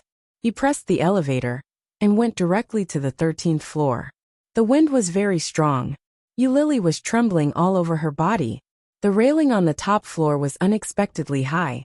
Lily tried her best to drag several things under the railing, and then there was a little height. Stepping on it, Lily's hand curled on the highest handrail and lifted her foot up. But before she hooked on the handrail, she suddenly heard a thunderous voice coming from behind. Lily! Lily's heart skipped a beat, and she was scared to death. Her body softened, and the whole person just fell down. The ground was rough cement. Lily fell and felt pain all over her body. She screamed and lost all her strength. Oming's heart was empty. He quickly ran over and helped her up. Noticing that she was shaking badly, he felt even more angry and scolded her. Are you F***king sick? Lily, don't you know to wear a coat on such a cold day? As he spoke, he took off his coat and covered her body with it. Lily felt warm and opened her eyes weakly. It was very dark, and the light outside was all blocked by the railing next to her. Lily's eyes were so blurred that she couldn't see his expression at all. However, these words were clearly transmitted into her ears. With a low laugh, Lily's tears suddenly rolled down, and she helplessly let herself cry. Oming, let me die, okay? I beg you, let me die, okay? Why do you save me? Why don't you let me die? His weak and powerless voice was filled with humble pleading. Oming was deeply hurt by such words. Her heartbeat affected her eyes, causing them to become moist. Lily didn't notice Oming's strangeness. She lowered her head and burst into tears. She begged, "Don't meddle in other people's business. Oming, I beg you. I have nothing left. Now I don't even have the right to seek death." Who said you don't have anything? Oming held her in his arms. His voice trembled. His throat was empty. He whispered, "Whatever you want, I'll give it to you." When Lily heard that, she stopped crying. Oming held her with both hands and pressed her head against his chest. "No matter what, I cannot die." Oming rubbed her short hair and said, "Live well, then there's hope for everything, isn't it? This is what you told me. Have you forgotten?" Lily could clearly feel his presence. At the same time that her vocal cords vibrated, her chest also vibrated gently. His voice was like an echo, entering her ears. Chapter 837. At that time, when she said this, she was wearing a fiery red coat, with her long hair draped over her shoulders, and her little face was as proud as a peacock. Her posture was arrogant and proud. At that time, she lived like a queen beside him, bold, proud, and wild. Who didn't envy her? Who didn't like her? How good it was in those days. But why did she leave? Why did she leave? The so-called first love was just one of the excuses. Was the so-called freedom really so important? Did she really get the so-called freedom? He only knew that after leaving him she had a bad life. Very bad. Lily, who used to be optimistic, wanted to commit suicide several times. When Lily heard this, she suddenly laughed as if she had heard a joke. Lowering her head against his chest, Lily whispered in a muffled voice, "Yes, I am hypocritical. who can always be positive. When the hot blood was defeated by reality again and again, even Lily couldn't get up again. In the past, she firmly believed that there was no obstacle that couldn't be overcome. People who seek death at the slightest provocation are simply unreasonable. But when it happened to her, Lily could finally understand why they didn't want to live. Sometimes it wasn't due to external factors. It was just because she couldn't stand it, that's all. Tired. Too tired. The world was so big, and no one would notice that she was missing. Maybe Ming would care about it for a while, and feel sorry in his heart. Lily died. What a pity. I lost such a fun toy. But, sad. Sad. There would be no. She used to think that he loved her deeply, but she was just deceiving herself. She couldn't afford to be with such a proud man. Ming was stunned. After a moment of silence, he whispered, Lily, don't let me look down on you. When did you look up to me? Lily's crying had completely stopped, and she chuckled. What's your identity, and what's my identity? Don't think that people are stupid. In fact, no one is stupid. Ming didn't speak again. He stood up, pulled her up and carried her. Then he walked down the stairs. Several doctors and nurses were preparing to go to the top floor. When they saw Ming holding Lily down, they were all stunned. He made way for them, pressed the elevator button, and watched them go down. Lily fell hard, with bruises all over her body. The nurse took off her clothes and applied medicine on her. With her upper body exposed, Lily was still lying on the bed. About 10 minutes later, the nurse was sent away by Ming after emergency treatment of the wound. Just then, Su Cheng once again brought over a hot porridge. After handing it to Ming, he consciously left. Ming personally opened the lunchbox and said firmly, "Eat something." Lily lay on the bed pretending to be a corpse, and did not respond at all. "If you don't eat, I'll have to feed you with my mouth."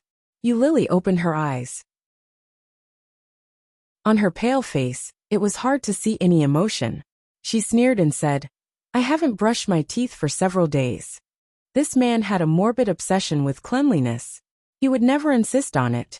Indeed, after hearing this, Ming's originally calm face suddenly became a little messy. Seeing the change in his expression, Lily closed her eyes in relief. However, suddenly Ming reached out to help her up, and then her lips were soft. Lily suddenly opened her eyes, as if she was struck by lightning. Chapter 838. Ming held her head, and looked at her with his eyes open. Lily opened her eyes wide, and looked up at him in disbelief. However, a moment later, something warm, wet and sticky came out of his mouth and entered her mouth. So disgusting. Lily almost vomited. Subconsciously frowning, Lily tried to push him away. But it was useless. Ming held her face with one hand, and supported her back with the other. Sensing her struggle, he immediately tightened his elbows, and held her hands in place. He pressed his whole body against her, and pressed her under his body. Lily frowned tightly, and closed her eyes as if she couldn't bear to look at it. She tried to turn her head away. Ming raised her head again and let her throat straighten, and the food soon flowed down naturally. Lily unconsciously swallowed a lot of it, which made her hair stand on end. Ming finally released her, scooped another spoon, looked at her, and raised his eyebrows slightly. "Continue." Lily retched, and a little tears oozed out of her eyes. Seeing this, Ming scooped a spoonful for himself. While eating, he said, "You are the one who hasn't brushed your teeth for a few days. I haven't vomited yet. Why are you retching?" "Ming, you are getting more and more disgusting. You are not bad either." Ming took a bite, and found it quite delicious. "You actually like such a strange way of eating. Do you want to continue?" Lily stared at him. Her throat was very dry, and she didn't spit anything out. Ming took a sip, put it in his mouth, and was about to move toward her. Lily turned her head, looked disgusted and shouted, "I will eat it myself." Hearing that, Ming put down the spoon, put his hands under her armpits and lifted her up. He overlapped 2 high pillows and let her lean against the headboard. Then, he pushed the small table on the bed over, put the bowl in front of her, and motioned her to eat. Lily looked at the salty porridge, which was white and had a little color. She struggled to raise her hands. Her hands were also very sore, and her fingers were holding the spoon, trembling slightly. Looking at Ming's expression, Lily picked up the spoon, but she couldn't hold it steadily, and the porridge on it fell on the quilt that had just been changed. Seeing this, Ming narrowed his eyes and chuckled. He took 2 pieces of paper towel and wiped the porridge off. Then, he picked up the bowl and scooped up a spoonful of porridge to place in front of her. Lily glanced at him and shrank back in resistance. Ming faintly raised his eyebrows with an obvious warning. She pursed her lips, opened her mouth and ate the porridge. It was quite tasty. It was quite delicious. Lily didn't feel hungry at first, but after a few bites, she felt her stomach ache. So hungry. After eating half a bowl, Lily didn't want to eat anymore. Ming ate the rest of the porridge himself. Faced with Lily's strange gaze, he calmly said, "This was supposed to be my supper."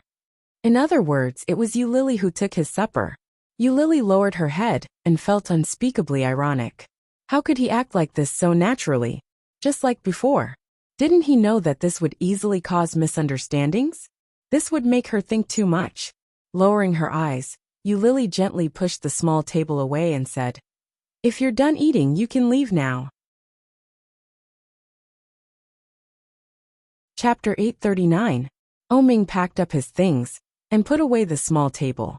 He looked at her with a faint smile and said, "I'll sleep here tonight, in case you run away again."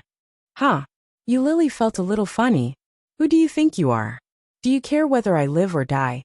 Anyway, I used to be your sugar daddy." Ming leaned forward, scaring Lily and making her shrink back. Seeing her reaction, Ming smiled with satisfaction. He put his hands on both sides of her. With an indescribable evil tone, he said with a faint smile, "I'm looking forward to our next cooperation. I want to play the sugar daddy and mistress cosplay again." Raising one hand, he lifted her chin, narrowed his eyes slightly and whispered, "It's just like before. It's very exciting and fun, isn't it?" Lily looked at him, gritted her teeth, and raised her hand to hit him in the face. But before she raised it, it was blocked by Ming in the middle. Ming raised his eyebrows and looked at her with a smile. "You want to hit me?" Lily sneered. "More than that, I want to kill you. You have to pay with your life. Do you think I will be afraid?" Lily looked up at him fearlessly. "In my current situation, I can't wait to die. My life is worthless. If I can kill you, it will be worth it, Mr. O." Ming was speechless. She almost blurted out the name, but after saying it, Lily was surprised to find that something was wrong. Seeing Ming's more and more meaningful expression, her cheeks unconsciously burned. With an evil smile in his eyes, Ming said softly, "Then you try. I will sleep here with you today. Find a chance to kill me." As he spoke, he had straightened up, and his long fingers slowly unbuttoned the coat of his suit. Lily sneered, stared at him, turned over and lay down. She covered the top of her head with the quilt and closed her eyes. Ming sat on the sofa, moved the computer on the side, and began to work. After noticing that Lily had fallen asleep, he looked at the time. It was already past 3 in the morning. It was very late. She picked up the phone and opened WeChat, sent a few messages to Li Xiqing, and then closed the computer, lying on the sofa, and fell asleep. It was a silent night. The nurse came in early in the morning to check on Lily. Ming was awakened by the sound of the door opening. He looked at his watch. It was already past 7 in the morning. In winter, the sky brightened very late. Picking up her phone, she saw several missed calls from Li Xiqing. She watched Lily being examined by the nurse. After reminding her to keep an eye on her, she walked out. She called Li Xiqing, and he quickly picked up. "Second brother." Li Xiqing's voice sounded casual. From time to time, he could hear the laughter of children, which made Ming secretly envious. Li Xiqing seemed to be in a good mood and asked, "Is it urgent?" "It's urgent." "All right, wait for me." With that, he hung up the phone. Lily was helped into the bathroom by the nurse. She asked for a toothbrush, toothpaste, and a towel to brush her teeth and wash her face before coming out. She looked much better than she did 2 days ago. Ming looked at her short hair, which only reached her ears, and the thin, yellow face hidden under the short hair. His heart ached. You don't look like a human anymore. Yet you're still so stubborn. Which son of a bitch spoiled him to this extent? Dash.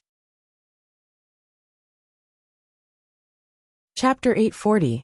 Ming washed up in the bathroom of the ward. When he went out, Su Cheng had already brought breakfast. 2 servings. Seeing Ming come out, Su Cheng pretended not to see him. He opened the lunchbox for Lily and said, "Have some porridge. It's good for your stomach."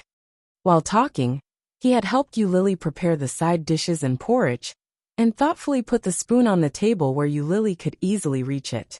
Lily saw the dark circles under his eyes, which were obviously caused by hard work. She felt a little sympathetic and said sincerely, "Thank you." Su Cheng smiled. When he was about to speak, he suddenly felt a chill on his back. His back was stiff. Su Cheng quickly waved his hand and said, "You are too polite. Take your time. I'll go first." Turning his head, he saw Ming's obviously unhappy expression. He hurriedly said, "Master O, I'll go to the company first." "Okay." Su Cheng secretly breathed a sigh of relief. But when he was almost at the door, he suddenly heard Ming's voice. He said, "Remember to have lunch." "Yes." Su Cheng responded and ran away. Lily saw that he couldn't wait to leave. She unconsciously bent her lips, looked down at the breakfast, and raised her hand to pick up the spoon. After eating something last night and a night of rest, Lily's strength had recovered a lot.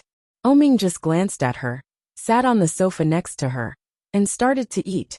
While eating breakfast, he didn't forget to watch Lily's movements. After seeing that she was really eating breakfast, he was relieved. After Lily was full, she folded the food and pushed the small table aside. Then, her eyes fell on the TV remote control on the edge of the sofa. The sofa was a little far from the bed, about 4 or 5 steps away. Lily was bored. She stared at the remote control and looked at the needle in her hand. Lily measured the length of the infusion tube and found that it couldn't support her to walk to the other side. So she propped herself up and lifted the quilt. Ming was looking at the computer. He saw her movement, looked up and asked, "What do you want to do?" Lily ignored him and reached out to take the bag of medicine. But before she put down her hand, it was taken by Ming. Ming was a little tall.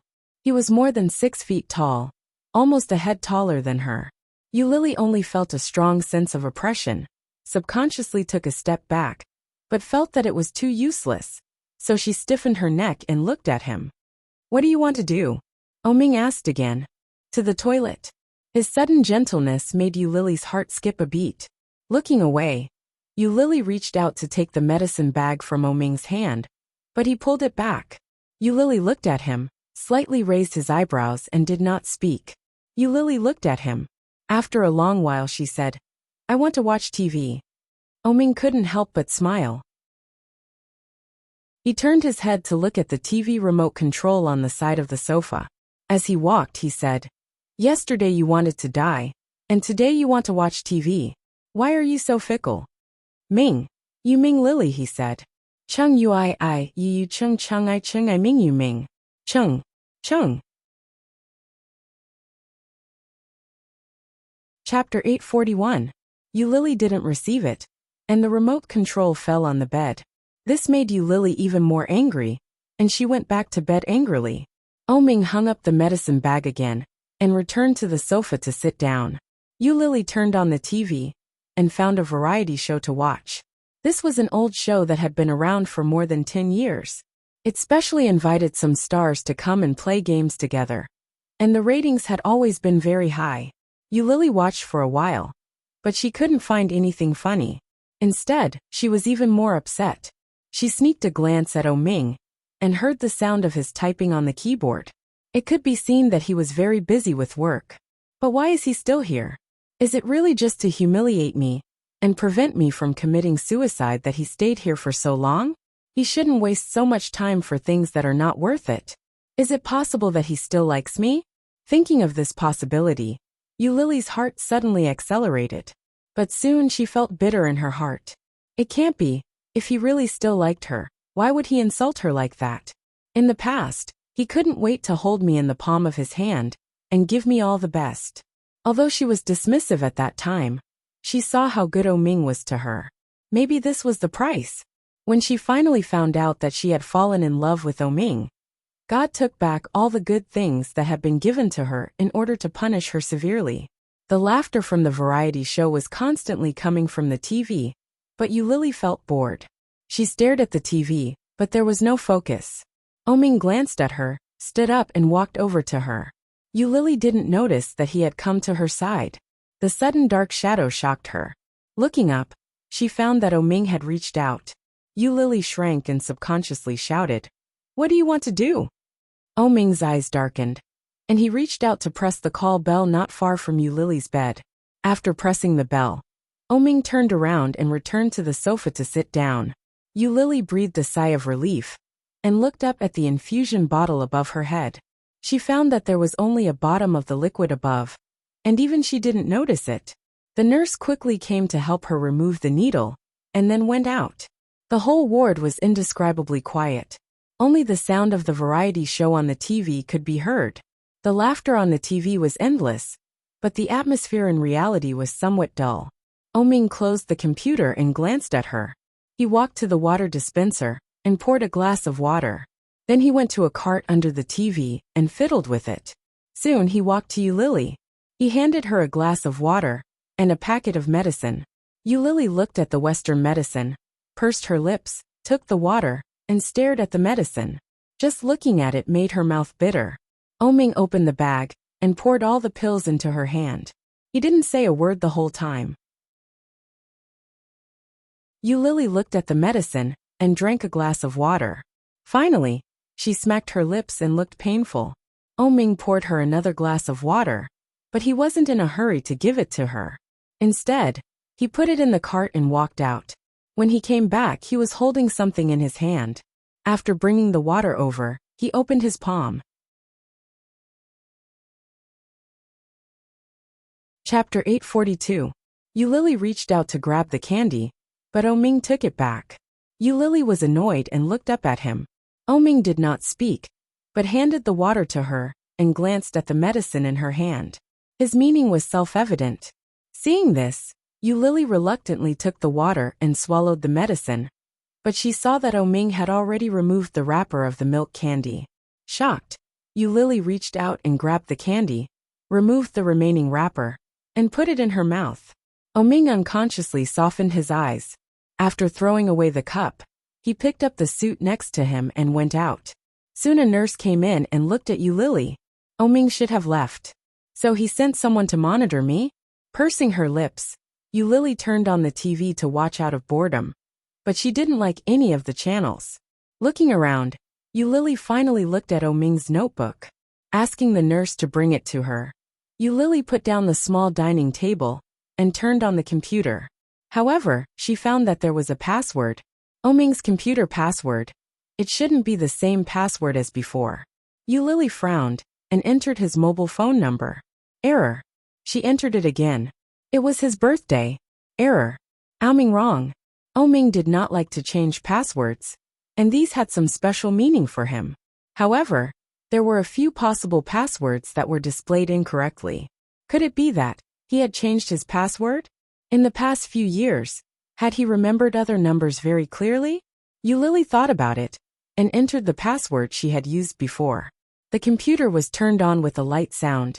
Yulili's heart was beating wildly. Looking at the open page, she sat blankly. In the past, the password he often used recently was her birthday. He actually still used this password. Why? The palpitation that should not have been ignited quickly in her heart. Yulili's mind became more and more chaotic, looking at the screen full of information and documents, and the email page that had not been closed yet. However, she inadvertently glanced at an email title. Capital Rend Technology Company Limited Acquisition Plan. Capital Rend? Isn't this Lida's company? How could it be? How could Oming acquire such a small company? Even Yulili looked down on such a company, let alone Oming. If it weren't for his high salary, Yulili wouldn't have stayed there. Now, Oming was buying this kind of lousy company. Why? Could it really be that he had too much money and was buying it for fun? Yulili clicked on it and found that the document had already been downloaded by Oming. When she opened it, The estimated price and operating costs were far lower than what Lily knew. And it was much lower. Although Lida's company wasn't big, it shouldn't be so cheap, right? Moreover, Lida's importance to this company couldn't be underestimated. He wouldn't easily agree to sell it. Could it be that he had gone bankrupt? Lily's heart was beating very fast. The more she read, the more shocked she was. Suddenly, out of the corner of her eye, she saw Oming's figure. Shocked, she quickly closed the document and pressed the sleep button. While he was walking over, she turned on the computer again and pretended to enter the password. Chapter 843. Lily pretended to be calm, pressed the enter key a few times and said, "What is your password? I can't open it." Oming squinted at her for a moment, then went forward and closed the computer. He took the computer and sat on the edge of the sofa, not answering her question. The nurse saw Oming coming over, said hello at the same time, and went out. At this moment, Oming had changed his clothes. He should have found a place to take a shower and change clothes, and he looked much cleaner and more refreshed. Lily pretended to be disdainful, lay down, and pulled the quilt up to cover half of her face. But she did not turn her back like before, but quietly tucked the quilt, peeking out a pair of eyes. Oming seemed to notice her gaze and looked over.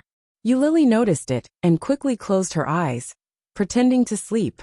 Oming felt something was wrong and entered the password to open the computer. The page on the computer seemed to be different from when he just left. It was opened. Password. He looked at Lily, who was pretending to sleep on the bed.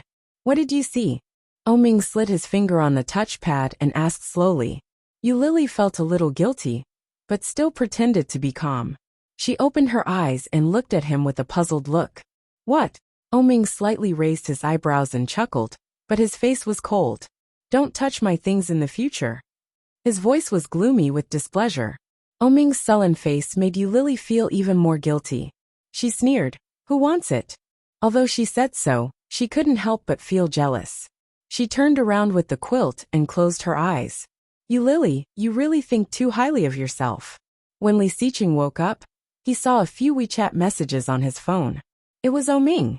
After calling several times and no one answered, he simply threw the phone aside and turned around to hug his wife. Su Qianxi was still in a daze. Being hugged like this, she habitually burrowed into his arms and then fell asleep again. Li Xiqing held her in his arms and unconsciously hugged her, his big hand stroking her waist. Well, she was fat again. So fat. She moaned and took his hand away.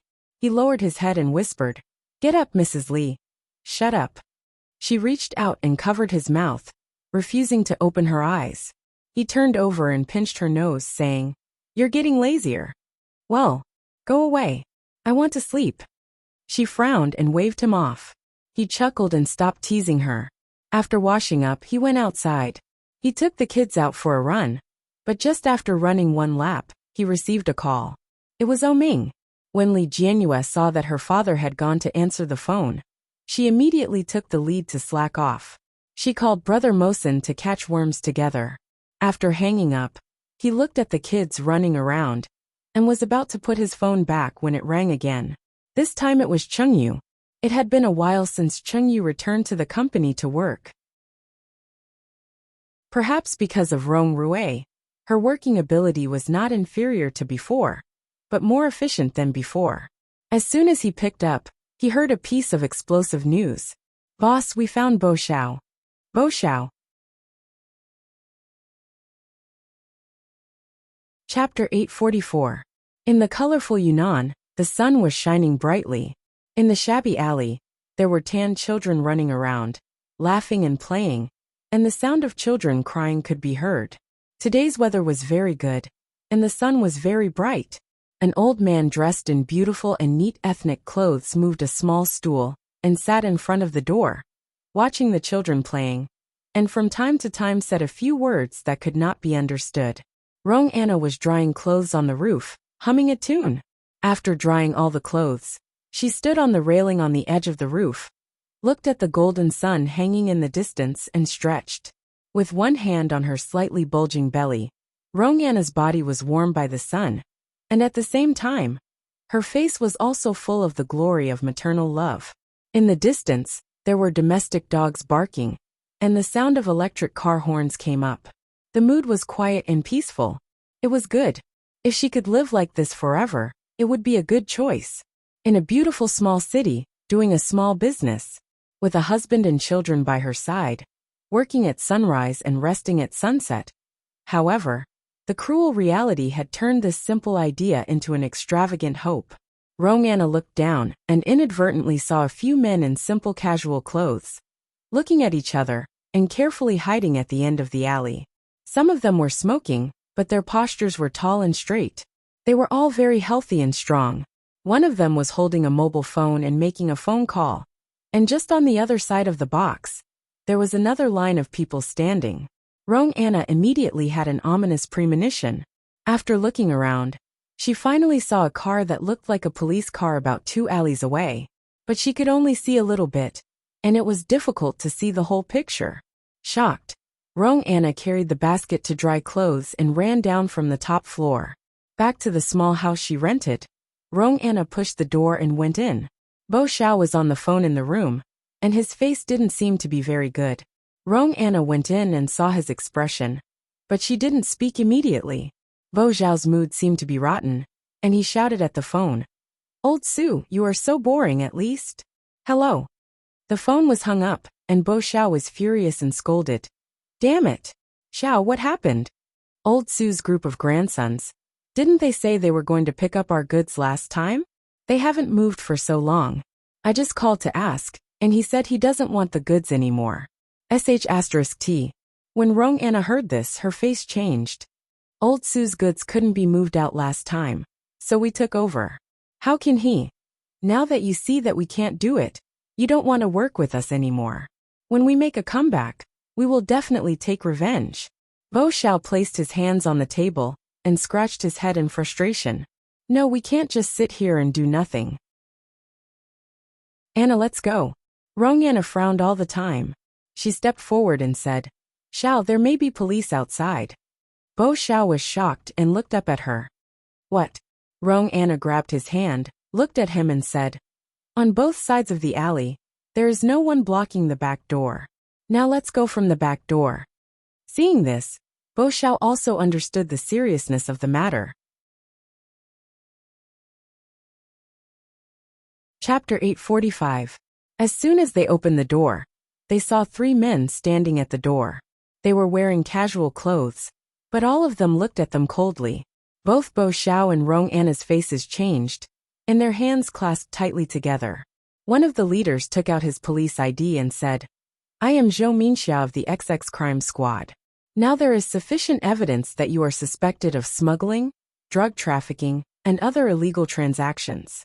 Please come with us." Seeing this, Bo Xiao smiled elegantly and said unhurriedly, "Officer, I'm a good citizen. Did you find the wrong person?" "Bo Xiao, Roanna, we are arresting you. Let's go." A few people came up and surrounded them from left and right. The rest of the people searched the room. Roanna and Bo Xiao were both arrested and quickly escorted downstairs. Many people gathered around and recognized Roanna and Bo Xiao at a glance, the 2 temporary guests who were incompatible with them. Roanna and Bo Xiao were forced into the police car, and the 2 were sitting in the front and back. Without any precaution, they were taken to the police station. Chengyu felt a little lost all day. At lunch at home, Rong Rui noticed something was wrong with her. Giving her a piece of meat, he asked casually, "Are you thinking of me?" She glanced at him and called, "Rong Rui." "Yes. Why did you like me in the first place?" "Because you are good-looking," Rong Rui replied without thinking, coaxing the child while eating. "Really?" "Yes. Not because of other purposes?" Chengyu looked at him a little emotional. Rong Rui paused, and his amber eyes deepened. Looking at her, he asked, "What did he say to you?" Chengyu heard the words, shook her head, and felt a little frustrated. "No, I found it myself. You and Roanna are cousins. You provided the news of Roanna and Bo Xiao to the police. You gave them money to let them escape, and then reported their movements. Why did you do this? Isn't she your cousin?" "Yes." Rong Rui put down his chopsticks, looked at her, and said, Rong Anna is my cousin, and Su Qianxi is also my cousin. Anna and Bo Xiao have made a big mistake. I gave them money to test them. The amount of cash I gave them was enough for them to escape. If they had withdrawn the money from abroad, I would have pretended that nothing had happened. But they were still in the country, the border between China and Myanmar. So you betrayed them? They or you? I can only choose one side. Rong Rui gazed at her and said, Bo Xiao is extremely mean and very vengeful. If he is still in the country, he will definitely hurt Li Xiqing and Su Qianxi. They are very important to you, aren't they? If they had left the realm, I could have made it so that they would never be able to return, but they didn't. It's obvious that they have other plans. Rong Rui's eyes darkened. No matter what their plans are, they are doomed to fail.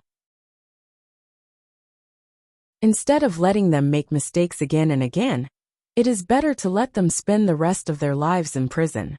Did you know that Rong Anna is pregnant? Chung, you couldn't bear it. Rong Anna will give birth in prison. Why at this time? Chapter 846. Chengyu was humorous and did not speak again. Rong Ponpon's little face turned red, and she began to cry. She waved her little fists and kicked her legs unhappily. Rong Rui coaxed the child, stood up, and sent the child to Chengyu, whispering, Come on, mommy will hold you. Chengyu took the child over, and the little baby suddenly became well-behaved. A pair of amber-colored watery eyes, which were the same as Rong Rui's, looked at her and blinked. Chengyu's heart was almost melted by the cuteness. She chuckled and tapped her little nose. Li Xiqing is not at the company. Yes, they went to the capital. Chengyu held the child and lifted the little guy up. It seems that they went to help Oming. I don't know the specifics. Anyway, there is nothing to do in the company these 2 days, so I was lazy. Okay. Lily slept until the afternoon. Her stomach was growling, but she did not want to get up and wake up. Vaguely, she seemed to hear a familiar voice. It was a soft female voice. Lily opened her eyes and looked toward the source of the sound. Just one glance was enough to wake her up. Lily got up and exclaimed, Qian Qian. Su Qianxi heard Lily's cry and turned her head to look over. With a smile on her face, she immediately saw Lily's hair and said, Did you get a haircut? Short hair is so beautiful. Lily rubbed her messy short hair, combed it, and looked behind Su Qianxi. Li Xiqing and Oming were sitting on the sofa, talking about something. Su Qianxi walked over to Lily and said, How do you feel? Do you feel uncomfortable anywhere? Lily saw Su Qianxi and was inexplicably moved. After being ridiculed by Oming for so long, it was the first time that Lily had heard such a greeting. It was a lie to say that she was not moved. Lily had never felt so close to Su Qianxi. Sniffling, her eyes were red. Lily shook her head and said, No. Su Qianxi saw her red eyes and smiled. She seemed a little helpless and said, If not, pack up and leave the hospital. You don't feel good in the hospital. If there is no major problem, don't stay in the hospital. I can be discharged? Lily's eyes lit up. Of course. She went to the back and took a paper bag. I bought you some clothes. Put them on, and let's go eat together. Yeah. Lily was a little excited and took the paper bag to the bathroom. Lily hadn't showered for several days.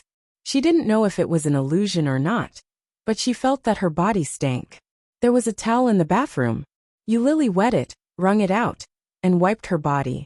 After making sure there was no smell, he changed into the clothes Su Qianxi brought. Inside and out, but it was a little big.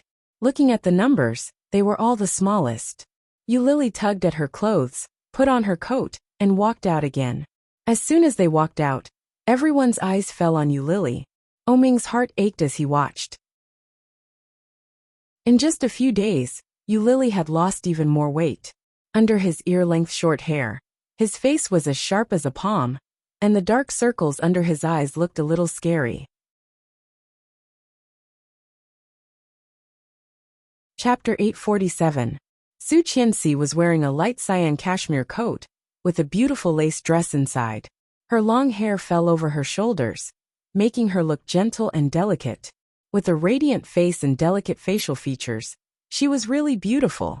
Originally, he didn't feel it when he was wearing a loose hospital gown.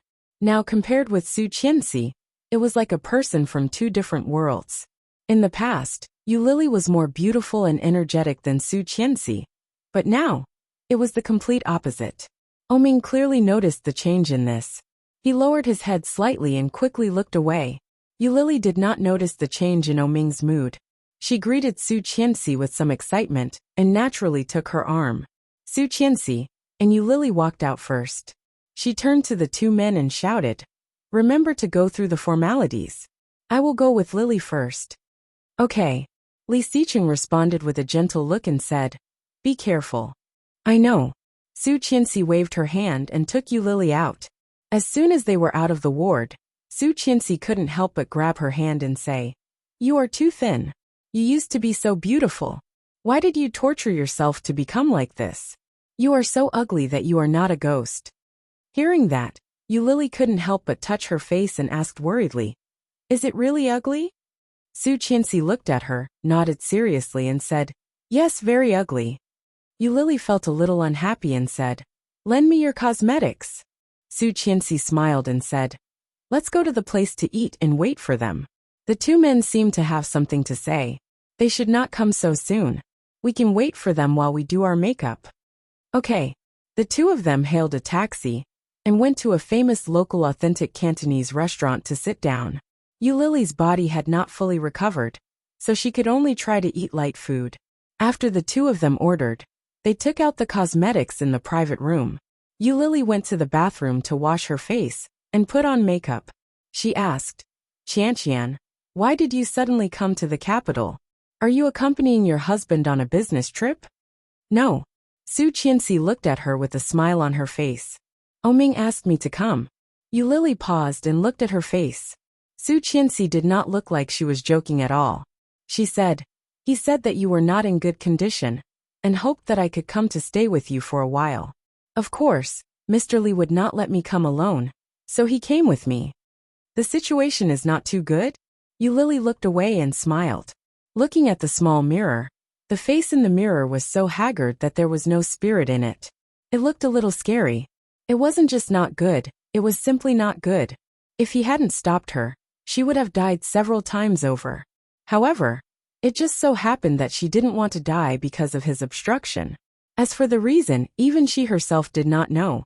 Seeing Yu Lily's meaningful smile, Su Qianxi did not answer. Chapter 848. Yu Lily picked up the lipstick and put it on her hand. She put her fingers on her eyelids and asked, "What do you want to say?" "I also heard a little about you. Oming's feelings for you are very deep. If it wasn't something very important, he would never have come to me. You don't have to be at odds with him. Talk to him. There's nothing you can't get through." After Yu Lily finished, she let go of her hand and looked at her. She smiled and asked, "Do you think I'm making trouble?" Su Qianxi was stunned and asked, "Isn't it?" Although Oming seemed to be a bit unrestrained, he wasn't someone who would cause trouble without reason. When Yu Lily saw her expression, she took a deep breath and said, "Qianqian, the relationship between me and Oming ended 4 years ago. Now he hates me. He wants to retaliate against me. Do you know what I did 4 years ago?" "What?" Su Qianxi asked subconsciously. Yu Lily looked at her and couldn't help but hold her hand. She said, "I had an abortion of his child." Su Qianxi had heard a little about this. She looked at her with a firm look. "Why? There must be a reason. Yu Lily, it is not the first day I met you. There must be a reason for you to abort the child, right? Tell me." Yu Lily's hand trembled unconsciously. She turned to look at her. Yu Lily's breathing suddenly became rapid, and her eyes were red. "There must be a reason for you to abort the child, right?" It was a simple question, but it aroused all the grievances hidden in the depths of Yu Lily's heart. The first person to ask this question was Su Qianxi. It turned out to be her. As for Oming, he only had an overwhelming and endless hatred for her. There was also endless humiliation and contempt for her. He had never asked her such a question. He had no doubt about the reason she had given back then. Su Qianxi clearly noticed the slight emotional changes in her. She became more and more determined in her heart. She whispered, "Tell me, Lily, what is the reason? Is there something wrong with the child?" Yu Lily's eyes were sore, and tears fell all at once. With a loud cry, Yulili leaned forward and hugged Su Qianxi tightly in her arms. Su Qianxi was startled by Yulili's sudden cry. When she came back to herself, Yulili was sobbing. Su Qianxi gently patted her back, feeling a little distressed. She whispered, "Don't cry. I just finished my makeup. Don't cry and ruin it." Yulili also wanted to stop, but she hugged her with both hands, and her tears flowed uncontrollably. The despair and sadness buried in the deepest part of her heart came out at this moment, and it was unstoppable. Yulili couldn't bear it any longer and burst into tears. After crying for a few minutes, Yulili calmed down a little. She released her slightly and sobbed. "Qianqian, that was my first child. Do you know, it was a pair of twins, but I miscarried them." Twins. Hearing this word, Su Qianxi also felt a sharp pain in her heart, and she couldn't help but feel pain. "When the doctor told me that they were twins, I almost killed myself." Yulili almost choked from crying. She couldn't catch her breath. She took a moment to catch her breath before continuing. Ming wanted twins the most, but those two children couldn't be kept because... Chapter 849. Familiar footsteps came in, and Su Qianxi clearly noticed that Yulili's back was stiff. Looking up, she saw Li Xiqing and Ming walking in and looking over here. "Because of what?"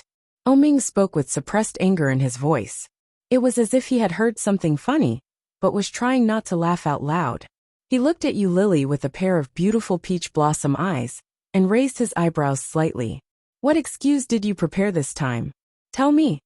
When Yulili heard this, the uncontrollable tears that had been rolling down her cheeks shrank. Looking at Ming's sarcastic look, Yulili did not speak.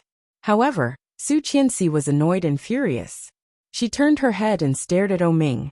Her eyes were red and she shouted, "You've gone too far." The simultaneous rebuke stunned the three people at the scene, especially Ming, who heard Su Qianxi's words. After a pause, he realized that she was talking about him. If it was Yulili who said this, Ming would definitely not hesitate to ridicule back. But it was Su Qianxi who said it, sister-in-law. Ming felt a little headache. Looking at Su Qianxi, he did not know what to say for a while.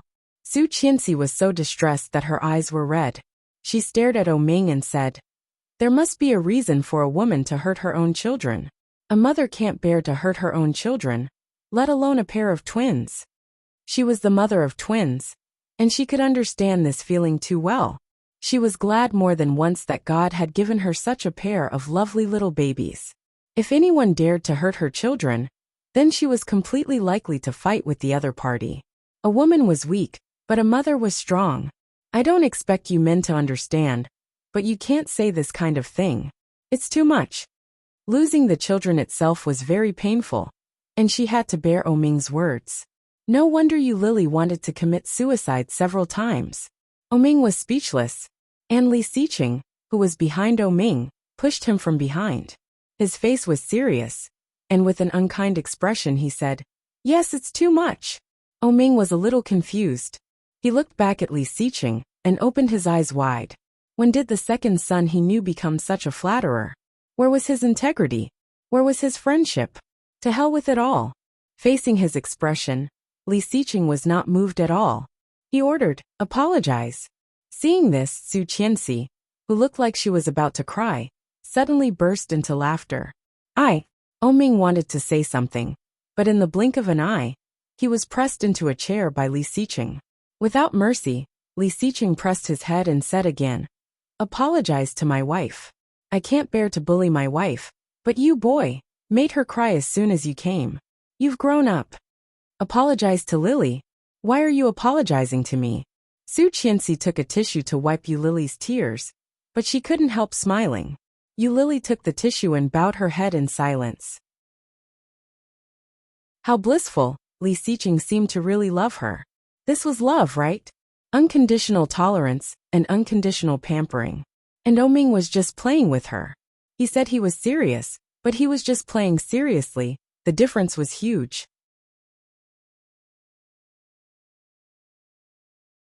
Chapter 850.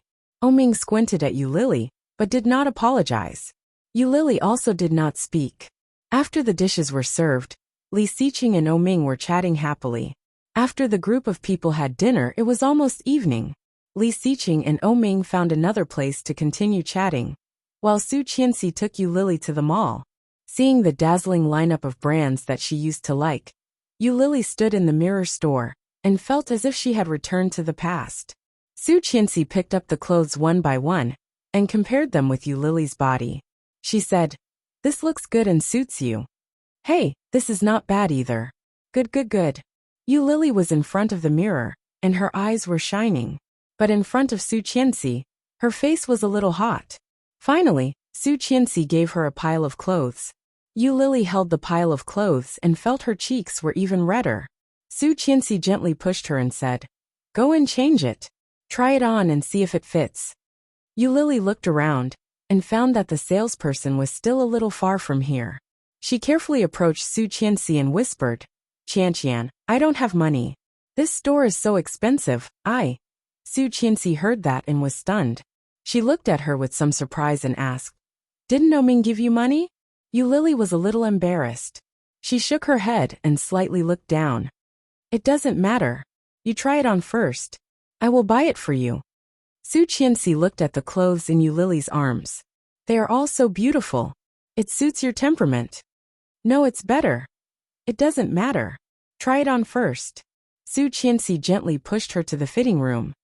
"Try it on and see if it looks good." Lily hesitated and walked in.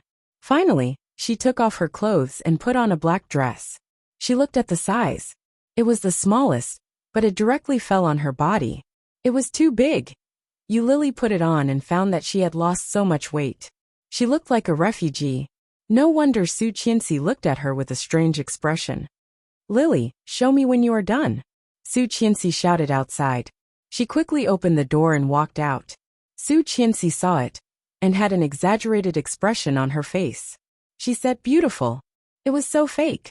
When Lily saw his expression, she couldn't help but laugh. Looking at her baggy dress in the mirror and Su Qianxi's funny expression, Lily pulled the hem of her dress and asked, "Really?" The waiter quickly came forward and said, "Yes, you look good in it, but your figure is a little slim. I'll get you an XS." Yes, yes. Bring it over and let Lily try it." The shop assistant quickly brought a smaller one over. Under Su Qianxi's encouraging gaze, Lily went in and changed it. Just right. The fit was unexpected. This time, Su Qianxi no longer had an exaggerated expression. She was truly amazed and praised, "Beautiful." When Lily saw her like this, she also laughed. Then she changed several sets of clothes in a row, keeping the good-looking ones and sifting out the ugly ones. In the same store, she bought 3 sets of clothes.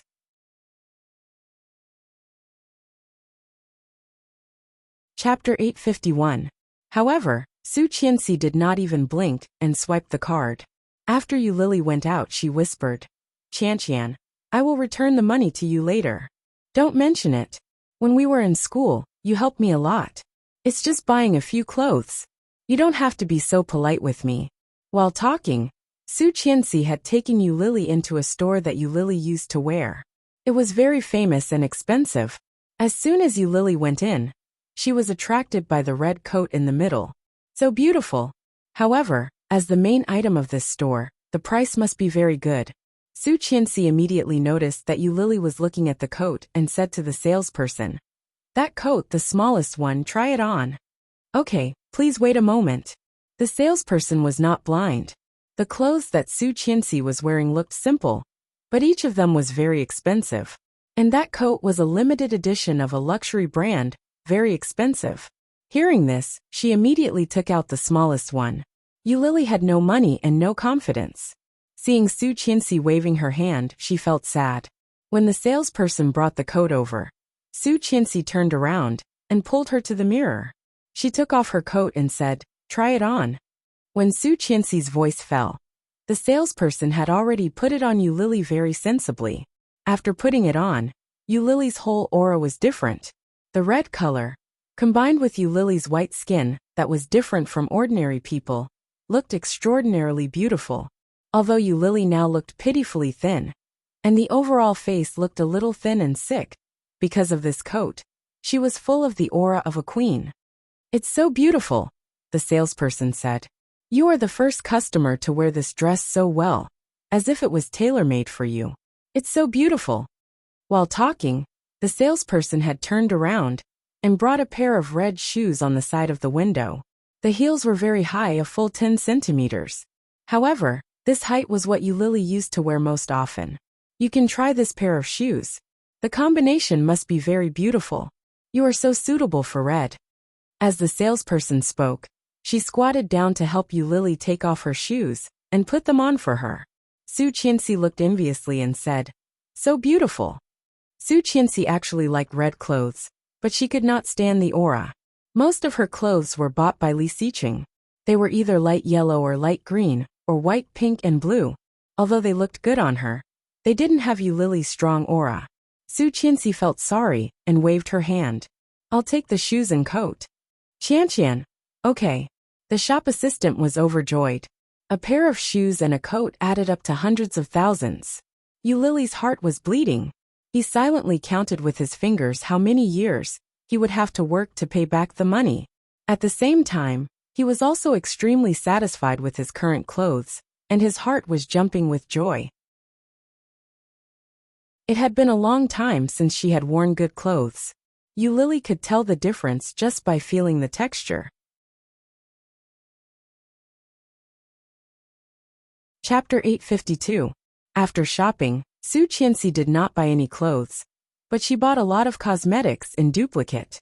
The two of them found a place to sit down in the mall and ordered. Lily sat in a chair, looking very tired. Su Qianxi poured her a glass of lemonade and said, "Lily, why did you abort the child? Did you tell Oming?" The topic returned to the original point, but Lily's mood was obviously much calmer. Hearing that, she smiled slightly and shook her head gently, saying, "In order to leave him, I lied to him that he killed the child." Su Qianxi heard that and stared incredulously. Lily saw this and laughed at herself. "It's incredible, isn't it? It's too cruel. Before we talk about this, I want to ask you one thing." "What?" "Oming, are you engaged?" Hearing this question, Su Qianxi frowned and said, "I don't know. I have heard of it before, but I have never seen it. I don't think so. If there is, it should be introduced to my husband. If my husband knows, I will definitely know too, so I don't think so." "Really? From another perspective, even if there is, even his brother does not know of the existence of this fiancé. How little sense of existence does this fiancé have?" Su Qianxi shrugged and said with a smile. After Su Qianxi said so, Lily felt that it was somewhat reasonable. After a moment of silence, she said, "At that time, the doctor told me that the child was likely to be deformed and advised me not to keep it. Know why? My relationship with Oming, I have been afraid, so I have been taking contraceptives, but I still got pregnant. Such a child cannot be kept, so then why didn't you tell Oming?" Su Qianxi looked at her incredulously. "Does Oming not want this child?" "I didn't tell him." Lily twitched her mouth and smiled gently. "If I told him, I wouldn't be able to leave, would I? How did you? How could you be so pretentious, right?" Lily laughed at herself. "I also think I am pretentious, but I really want to live on my own. Qianqian, I envy you so much. Do you know that?" "Envy me?" She was dazed. "Well, I envy your good luck. Envy that you have a husband who loves you. Envy your talent, your ability, your conduct, your popularity, your character, your mentality. A lot. I envy them all." Lily looked at her with tears in her eyes and whispered, "If I were you, it would be great." Lily looked at her with tears in her eyes and whispered, "If only I were you." Su Qianxi listened to her words and looked at her strangely. "Lily, are you serious?" Oh my God." Su Qianxi felt that the world was going crazy. "Lily, do you know how much I envy you? I'm very timid, and I'm not eloquent and cowardly. When I was bullied in the past, it was always you and Ihan who helped me bully them. I remember it all." Lily thought she was comforting her, so she drank a glass of water and didn't speak. Chapter 853. Su Qianxi looked at her and was not joking at all. You know what I was like in high school, right? In the past, you liked to dye your hair. If you dyed it red, I dyed it red. If you dyed it yellow, I dyed it yellow. There was one time when you dyed it green, and I also dyed it green. Do you still remember? Eulalie thought of the past, chuckled, nodded, and said, At that time, I just dyed it with a hair dye stick. When the school checked, I washed it all off. Who knew that you still had colorful hair? In the end, I was caught by the class supervisor and was ordered to dye it all back. Eulalie thought of the past, chuckled, nodded, and said, At that time, I only used a hair dye stick. Speaking of the past, Eulalie laughed. How can you be so stupid? How can a normal person dye their hair permanently and change their color every day? Ha ha ha. Su Qianxi puffed up her cheeks and said with some annoyance, You're still talking about it? You made me so miserable at that time. I really went to dye my hair. After I dyed it black, all my hair was ruined. It fell off in bunches and broke. It was so ugly. Ha ha ha. However, I really like you and I envy you. Because many people like you. I learned from you. You were arrogant, but you were popular. I learned from you, but I was hated by many. I can't bear to look back on the past. At that time, some people secretly laughed at Su Qianxi behind her back, saying that she was imitating others. You are so stupid. Eulalie's smile became bigger and bigger, and her eyes curved. Su Qianxi also laughed. You are so beautiful and so likable. Why do you envy me? I envy you very much, Lily. Not only me, but many people also like you and envy you, such as Lu Anan and Lin Wanting. They used to be against you, but every time they were defeated by you, many people in the class applauded you, saying that you were doing justice for the world. I could not do such things. Eulalie, why do you envy me? Looking at Su Qianxi's expression, Eulalie was a bit dazed. Was that so? It turned out that while she was envious of Qianqian was also envious of her. The gloomy mood in his heart immediately relaxed, and he was suddenly enlightened. Eulalie looked at the beautiful woman in front of her, smiled sincerely, and said gratefully, Thank you, Qianqian. Hearing this, Su Qianxi also looked at her and chuckled. Let's eat. After dinner, Su Qianxi took Eulalie back to the hotel. Su Qianxi and Li Xiqing booked a suite on the top floor. In this 5-star hotel, there were only 2 suites on the top floor, one on the south and one on the north. Su Qianxi and Eulalie were carrying a lot of things, but Eulalie was so tired that 2/3 of them were in Su Qianxi's hands. She swiped the card and went to the top floor. Su Qianxi took Eulalie to the suite on the south side. Just when Eulalie thought she would take the card, Su Qianxi directly rang the doorbell. After 2 rings, light footsteps could be heard from inside. Eulalie had a bad feeling in her heart, so she took a step back. The door was opened, and Oming's figure suddenly appeared.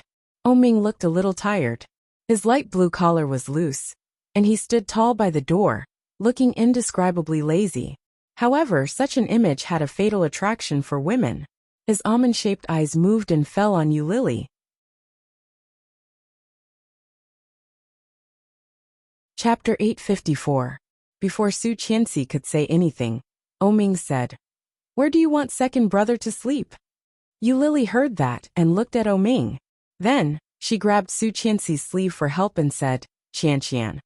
If she stayed in the same room with Oming, she couldn't imagine what kind of humiliation Oming would give her.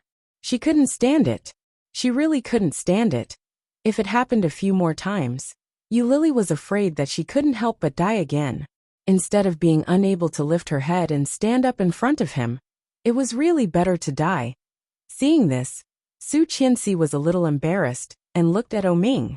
She saw Oming's eyes slightly narrowed, and an unspeakable sense of danger filled the air. Su Qianxi was even more embarrassed. She pulled Eulalie's hand and said, Lily, you'd better stay in the same room with Oming. I'm afraid that Li Xiqing will not agree. More importantly, she was afraid that Oming would not agree. Moreover, if she wanted to make them reconcile, she could only let them stay in the same room. This was undoubtedly the fastest way to achieve the desired effect.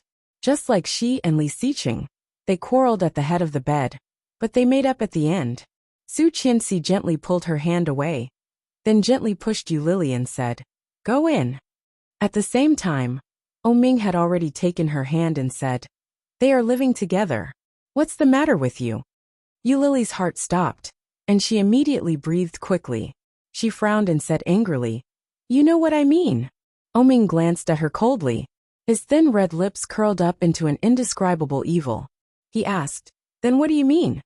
Lily was even more annoyed and sneered. "Don't you know what I mean?"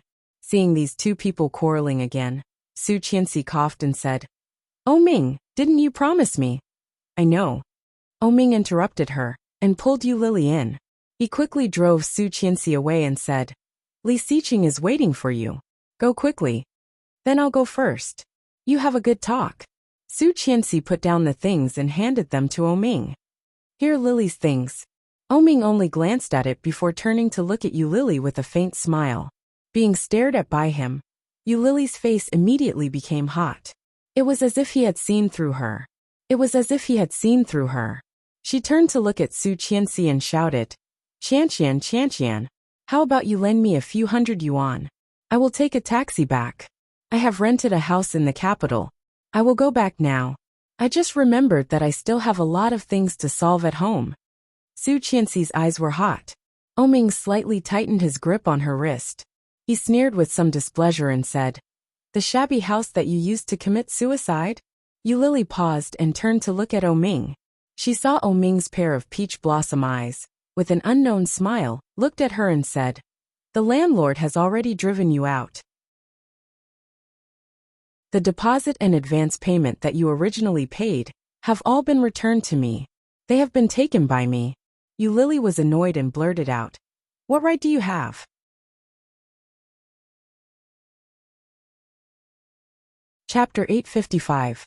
Su Qianxi was locked outside, and suddenly felt a little flustered. Did she do something wrong? It seemed that the relationship between Ming and Lily was not as simple as she had imagined. Ming wouldn't hit someone, right? Su Qianxi felt a little distressed. She leaned against the door and listened, but heard nothing. After a long while, she stood up and carried her things to the suite in the north. She took out the room card, and with a beep the door opened.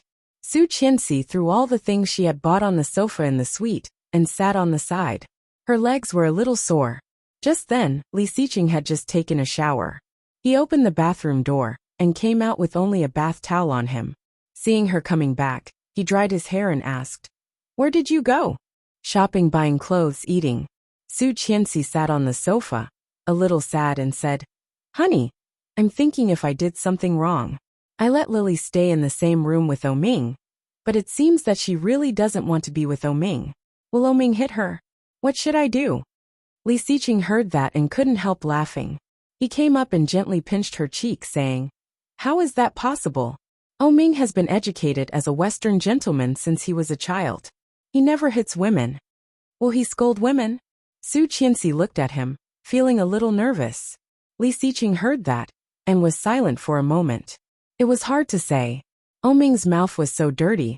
But seeing his wife's worried look, he still said, "No." Hearing that, Su Qianxi breathed a sigh of relief and nodded. "That's good. Let Ming reform her. But it seems that Ming really doesn't like Lily anymore. Are you sure this will work?" "I don't know. Lily is a woman with a big heart. She wants a lot of things." Li Xiqing threw the towel aside and said, "Ming actually likes her very much. Don't think too much." "What big heart? Lily is a very easy person to be satisfied." Su Qianxi was a little unhappy. Li Xiqing heard that, and smiled without saying anything. Seeing his expression, Su Qianxi felt a bit depressed. What's with that expression? If she was so easily satisfied, she wouldn't have left in the first place. This woman is far more complicated than you think. "Of course not. I know her very well." "You don't understand, Mrs. Li. She is not as innocent as you think." He pulled her up. "I don't think she deserves Ming." Hearing this, Su Qianxi was even more annoyed. She shook off his hand and said, "It's obvious that Ming doesn't deserve Lily. Lily is such a good girl. But Ming doesn't know how to cherish her. Do you know how many people like Lily back then? You don't even know Lily. How can you say that?" Li Xiqing felt a little helpless and said, "Let's not dwell on this issue. Go take a shower." She glared at him, stomped her foot, and waved her hand. Don't go to my bed tonight. Li Siqing looked innocent and did not know whether to laugh or cry. Did I do something wrong? She had already turned around and walked directly into the bathroom, ignoring him. Yu Lily resisted and tried to take her hand back, but Oh Ming held it tightly. Chapter 856. He forcibly dragged Yu Lily into the room, then locked the door and pushed her in. Oh Ming, what do you want?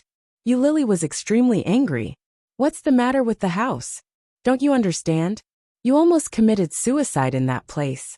The landlord was very angry and drove you out. Oh Ming slowly reached out and unbuttoned his shirt. His movements were slow and elegant.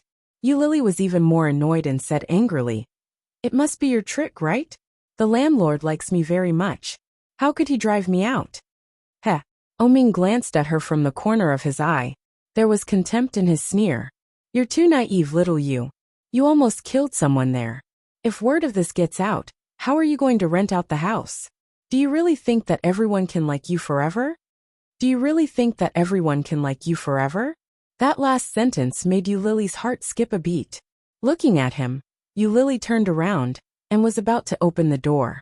Oh Ming looked at her and said in a lazy tone with a faint smile, What do you want to do? Yu Lily ignored him and trotted toward the door. Oh Ming said in a cold tone, Your good friend asked me to talk to you. Do you want to let her down? Yu Lily stopped opening the door and looked back at him. After a long time she asked, What do you want to talk about? I don't know. Oh Ming shrugged and walked over slowly. His leather shoes landed on the thick carpet without making a sound. But don't you have a lot of things to say to me? He asked. As he spoke, his footsteps had come over, and the distance between them had been quietly shortened. For example, what you just wanted to say to Su Qianxi, but when you saw me coming over, you took it back. The footsteps had reached the door, and the distance between them was only 2 steps. Oh Ming stopped, put his big hands in the straight and neat trousers pocket, and slanted his lips. The curve was not big, but it was evil and charming. Yu Lily's heart skipped a beat, and she looked at him incredulously. Really? Will he really believe that there is another reason? Will he really believe that? I didn't mean it. This result was far beyond Yu Lily's expectation. Yu Lily's eyes were wet, and she almost cried out. Excitement and elation instantly condensed in his chest and overflowed with words. Looking at him, Yu Lily was about to speak, but the next second, Oh Ming said, I am very interested to know what kind of lie you almost made up today. The words on the tip of Yu Lily's tongue were crushed and swallowed back. Just like the 2 children back then, they died in the womb. The excitement and joy he felt just now had turned into a joke at this moment. Yu Lily looked away and didn't want to say anything more. She turned around and unlocked the door. Oh Ming's eyes darkened. He reached out and grabbed her arm. Then he turned her around and pressed her against the door. The wooden door immediately made a dull sound. Yu Lily stared at him, gasping for breath. You're tuning in to the Li Mei's Sword of Destiny YouTube channel. We're so grateful for your support. And don't forget to subscribe to join us on this incredible journey through captivating stories. Your generosity through donations truly makes a world of difference, as it's the primary source of revenue that allows me to expand and enhance this channel for you. Thank you from the bottom of my heart for being a part of this adventure.